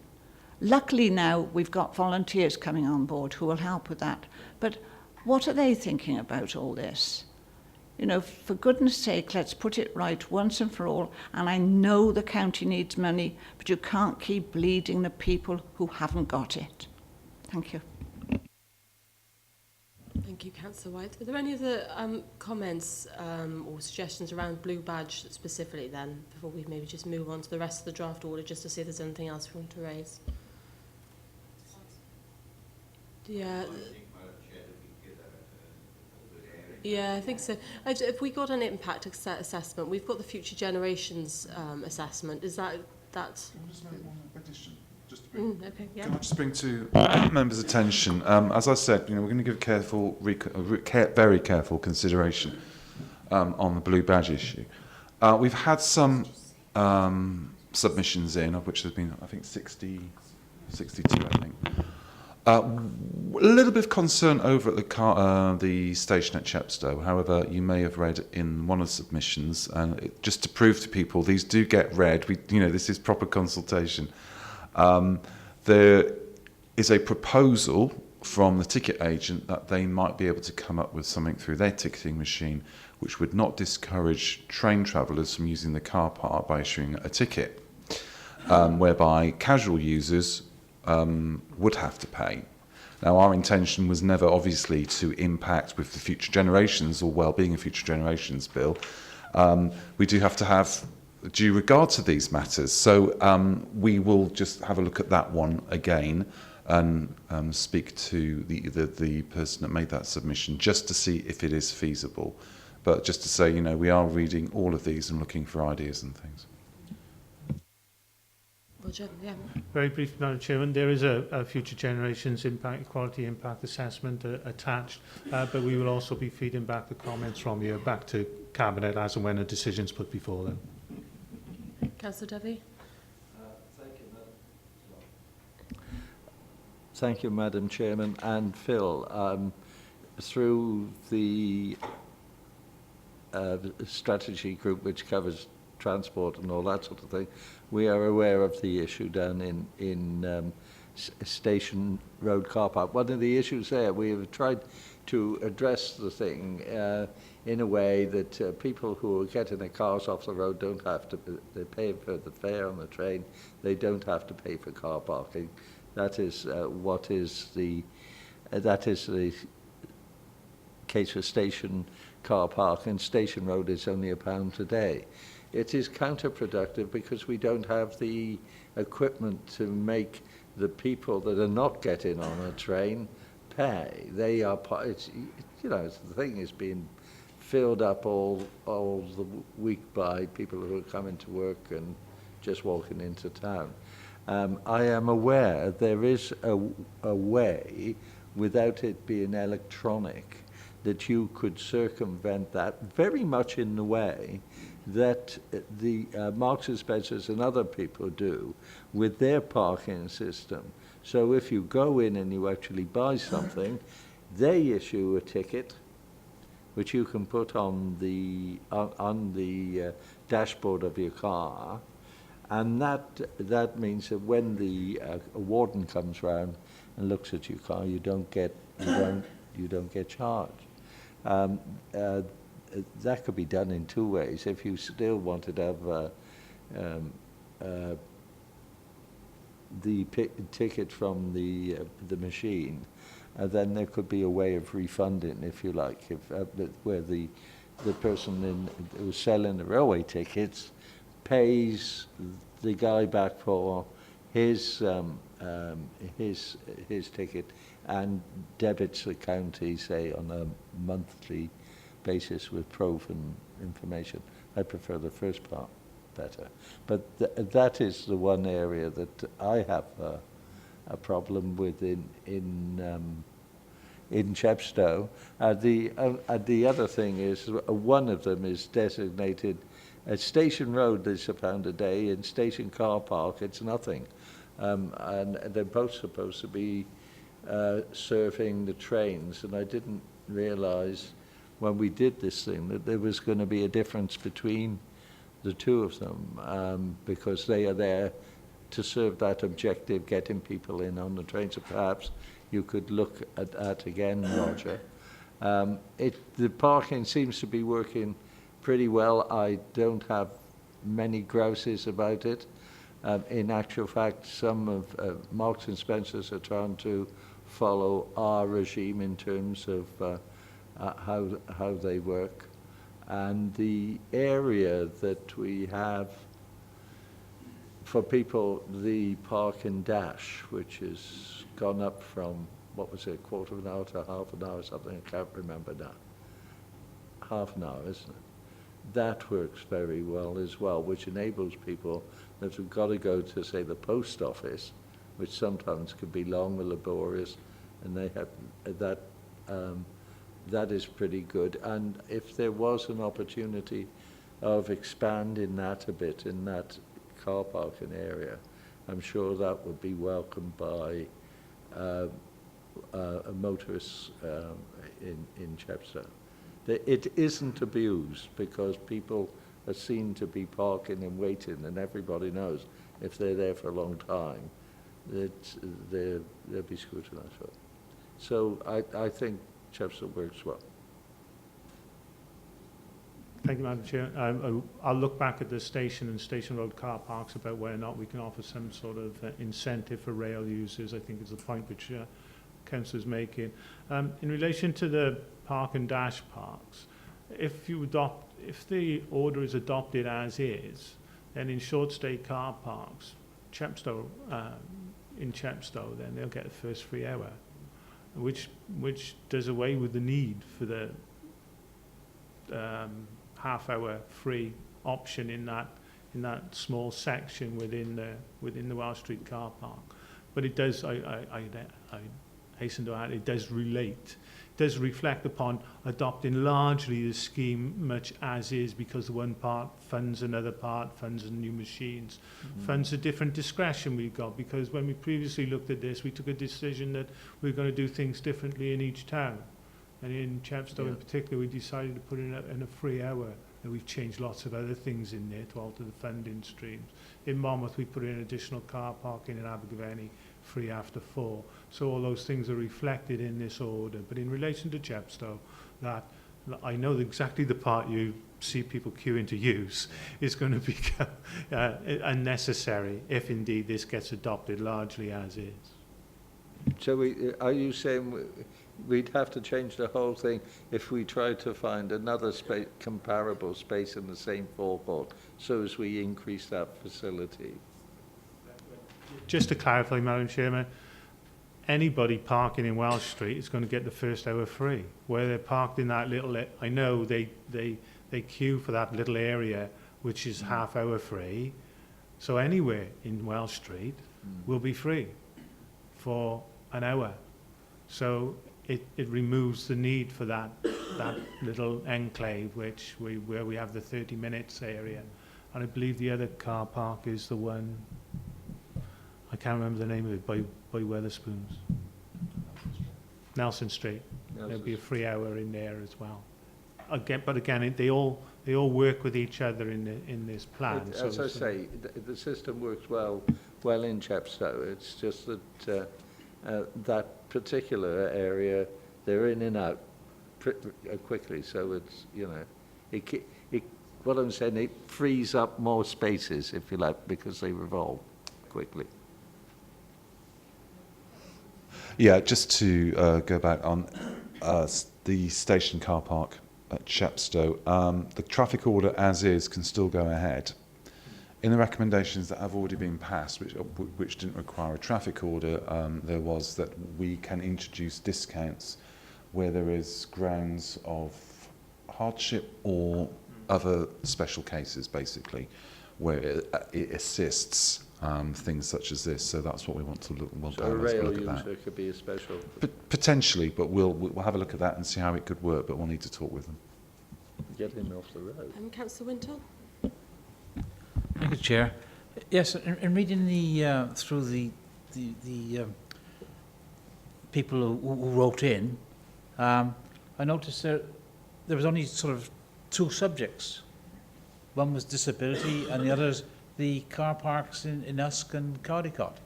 Well, I can understand Cardicott being free because of the economic situation in the town centre, and you want to encourage people into there. But Usk, those car parks are full. So is it a political reason that they're free? Because they cost the same to maintain and look after as every other car park. And personally, I can't understand why the rest of us pay car parking charges and they don't. For us, you talk about? Yes. I've never understood that at all. Generally speaking, car parking tariffs are there, or your menu of tariffs are there to manage traffic. I think it's true to say, and Councillor Evans can correct me, generally car parks in Caldicott are pretty, you get a car parking space, no problem. In other words, we don't have a traffic management issue. So that's the first one. Usk, well, there was proposed to introduce charges as originally, as you know, in the consultant's report. What's happened in Usk is the Town Council made an approach to buy them. So while those negotiations are going on, that's why the car parks aren't being charged until we're waiting for that successful negotiation and transfer. But generally speaking, as you've seen among this whole process, it used to be where there was where you paid for car parking in Monmouthshire, you paid the same price no matter what, for wherever. That's all gone. each car park has been treated differently within each town. We've listened to what each town wanted.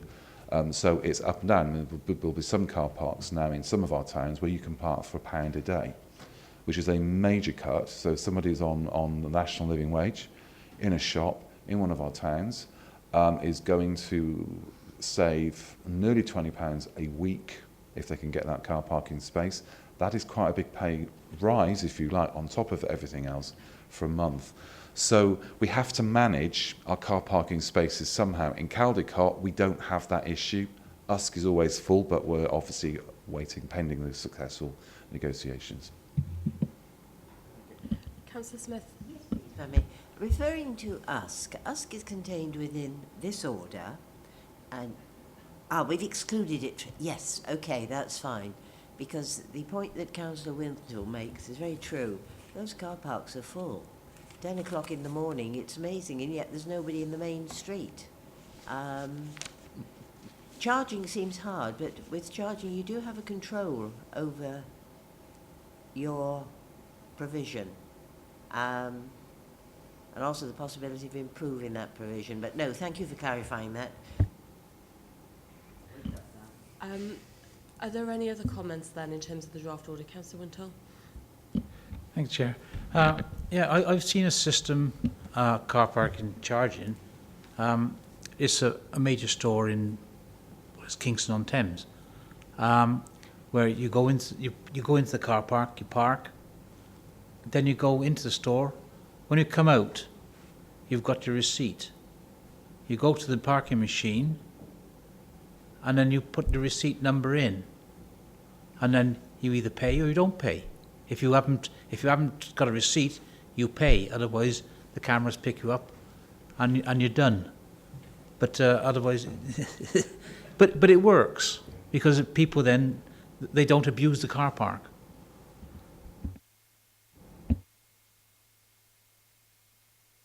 There can't be too many places we can use that, but I'm surprised the big stores aren't trying to use that sort of system. Even British Rail, you know, if you had a barrier on there and you put your rail ticket in, when you come out from there, you know, that allows you out. It's a free car. It stops everybody else going in.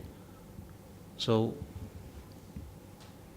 it's a thought. Is this something that's been looked at? We've looked at the concept of other businesses working with us to provide that type of facility to help promote their business.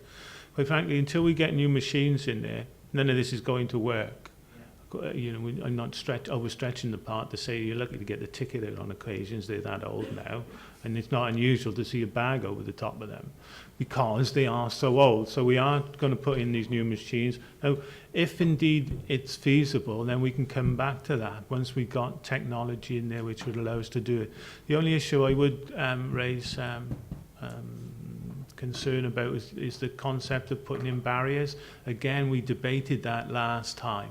The issue around barriers is you need a large car park which has got staff there, because they, you know, we've all hit the problem ourselves, quite frankly, and our car parks just aren't that big. They aren't in that way, so we need a different system.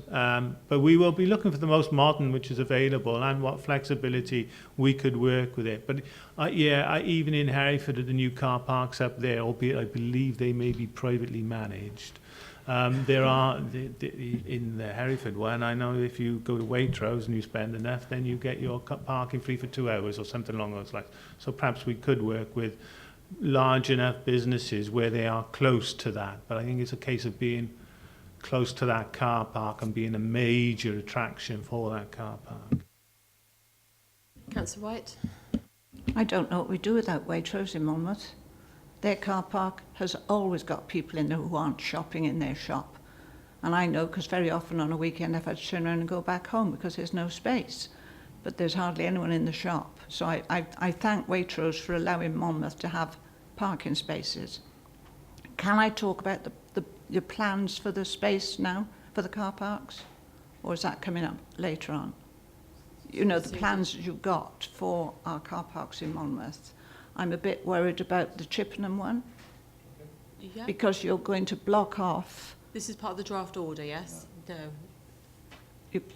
Sorry, Mr. Manager, but if you are, if it's about a particular car park which has been marked in the order because there are plans which show the outline of the car parks, then I'm quite happy to pick that up. If it's a particular matter of particular detail, I'm quite happy to pick it up with members separately. Yeah, or please. now, I'm easy. Because I have noticed that that car park is used by the deliveries from Marks and Spencer's.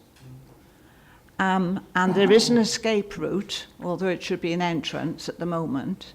But it looks by the red line, you're going to go all the way round and you're going to close off that other entrance, and you'll only have the one entrance and exit opposite where the disabled parking is for the doctors.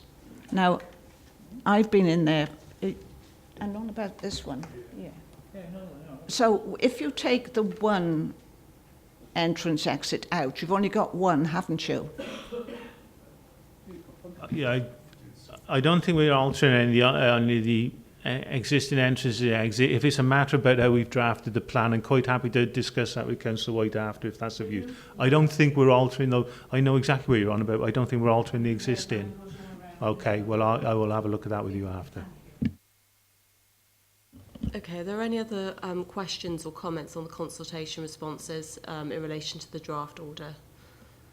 Do you feel we've given that? We've commented sufficiently. I think the focus there has been around, obviously, the blue badge issue, and there are some divergent views, but there's a real concern around the stress of the impact of that, the affordability issue. There's a real issue around enforcement, our concern about how this will be enforced. I mean, you're also talking about toddler and child spaces, and again, that's increasing the need for enforcement because those are certainly abused in some areas, I've seen.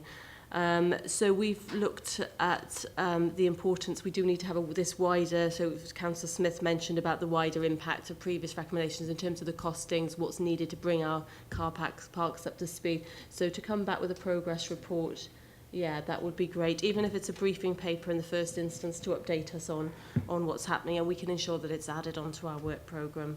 And I know Councillor Debbie did mention about Station Road, and I think there is a specific action there to go back and look at the options around that to incentivise train users to use that car parking space. But we're welcome to see the recommendations, not recommendations, but the changes that are made potentially to the blue badge proposals, and we'll await to see those in due course.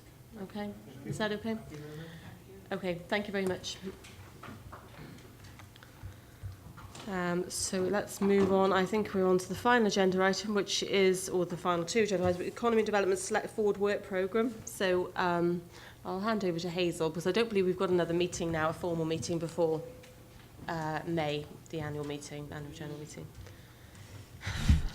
I think that's correct, Chair. We haven't got another meeting now.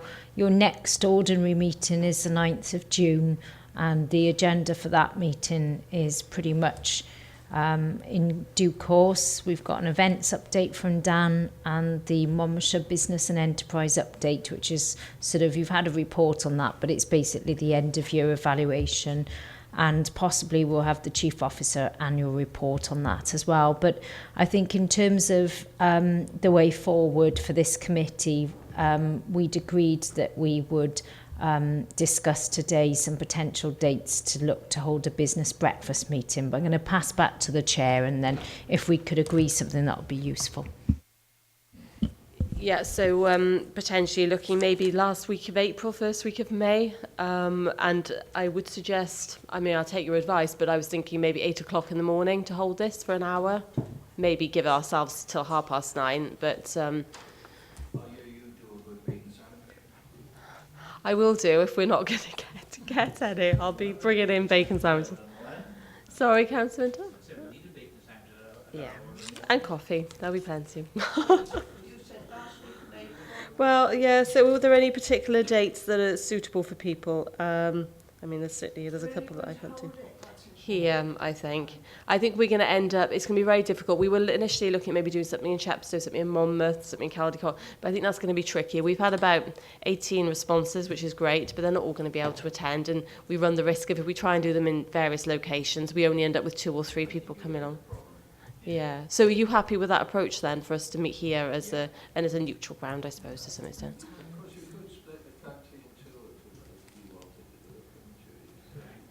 I just concerned we wouldn't have enough people come along. And also that we want to try and get this done before the end of term, if you like, end of the May. We'll go back and have a look and see if there's any mileage in doing that, David. Just check the responses we've had. I was just thinking about travelling time. I know we're in the centre of the county, but I think in some respects you will get people are funny with their habits. You know, you've had a lot of trouble getting people to travel from Caldicot to Chepstow and vice versa. Yeah. I think we're going to face that problem wherever we hold it, so that's the problem. And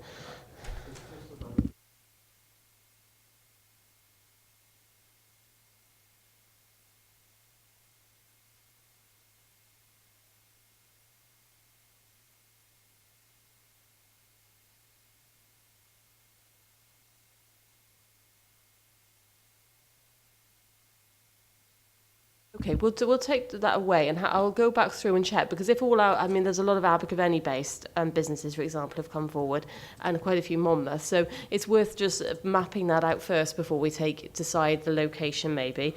I think, Madam Chair, if you've got a lot of responses from Abergavenny on that, perhaps you might have something else.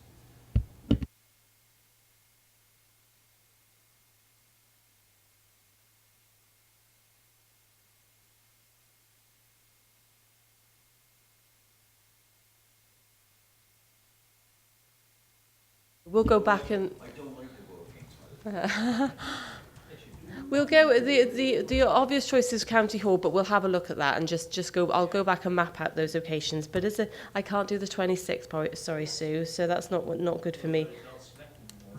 Have you? That would be okay. We'd be finished by about 9:30.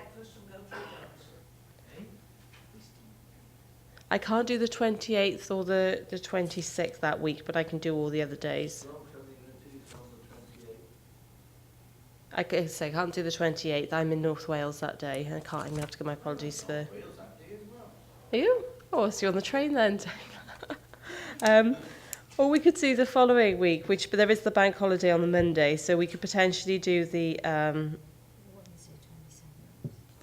Wednesday the 27th. How does that look? We've got Sevenside Area Committee, though, so I imagine where would that be held? That's in... So you'd... Yeah, that's going to be tricky then. Or the 29th? And the 29th we've got a site planning meeting. What time's that one, Dave? It starts at 9. Oh, no, that's no good. 25th? 25th? 25th? Yeah, it's joint advisory, but... We're going to... That's quite tight, though, on time, isn't it? Not really. They start at 10. No, I mean...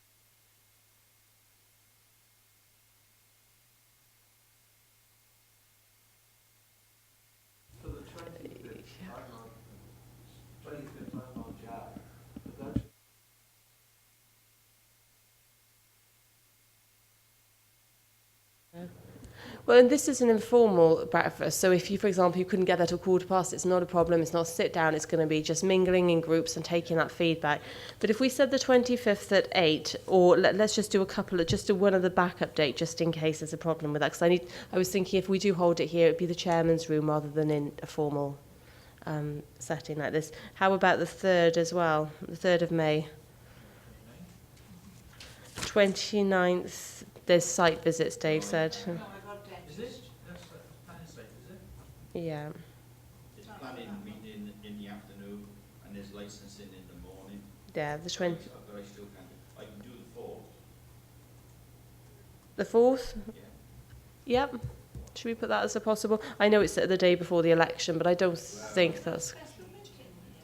We do at 4 o'clock, but yeah, it'll be a short special.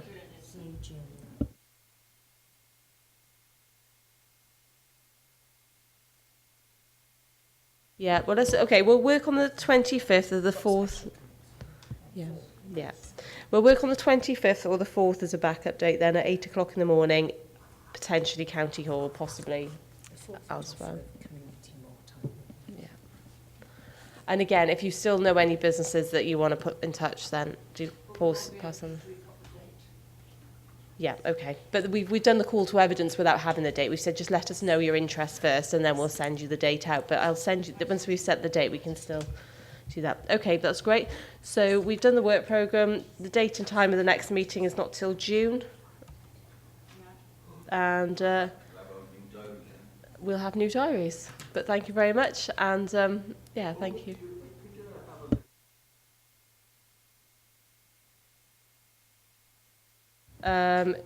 Yes, it's through, we've used the stakeholder and press list that we hold centrally. So I'll ask Kath Fallon to send you a copy of the list.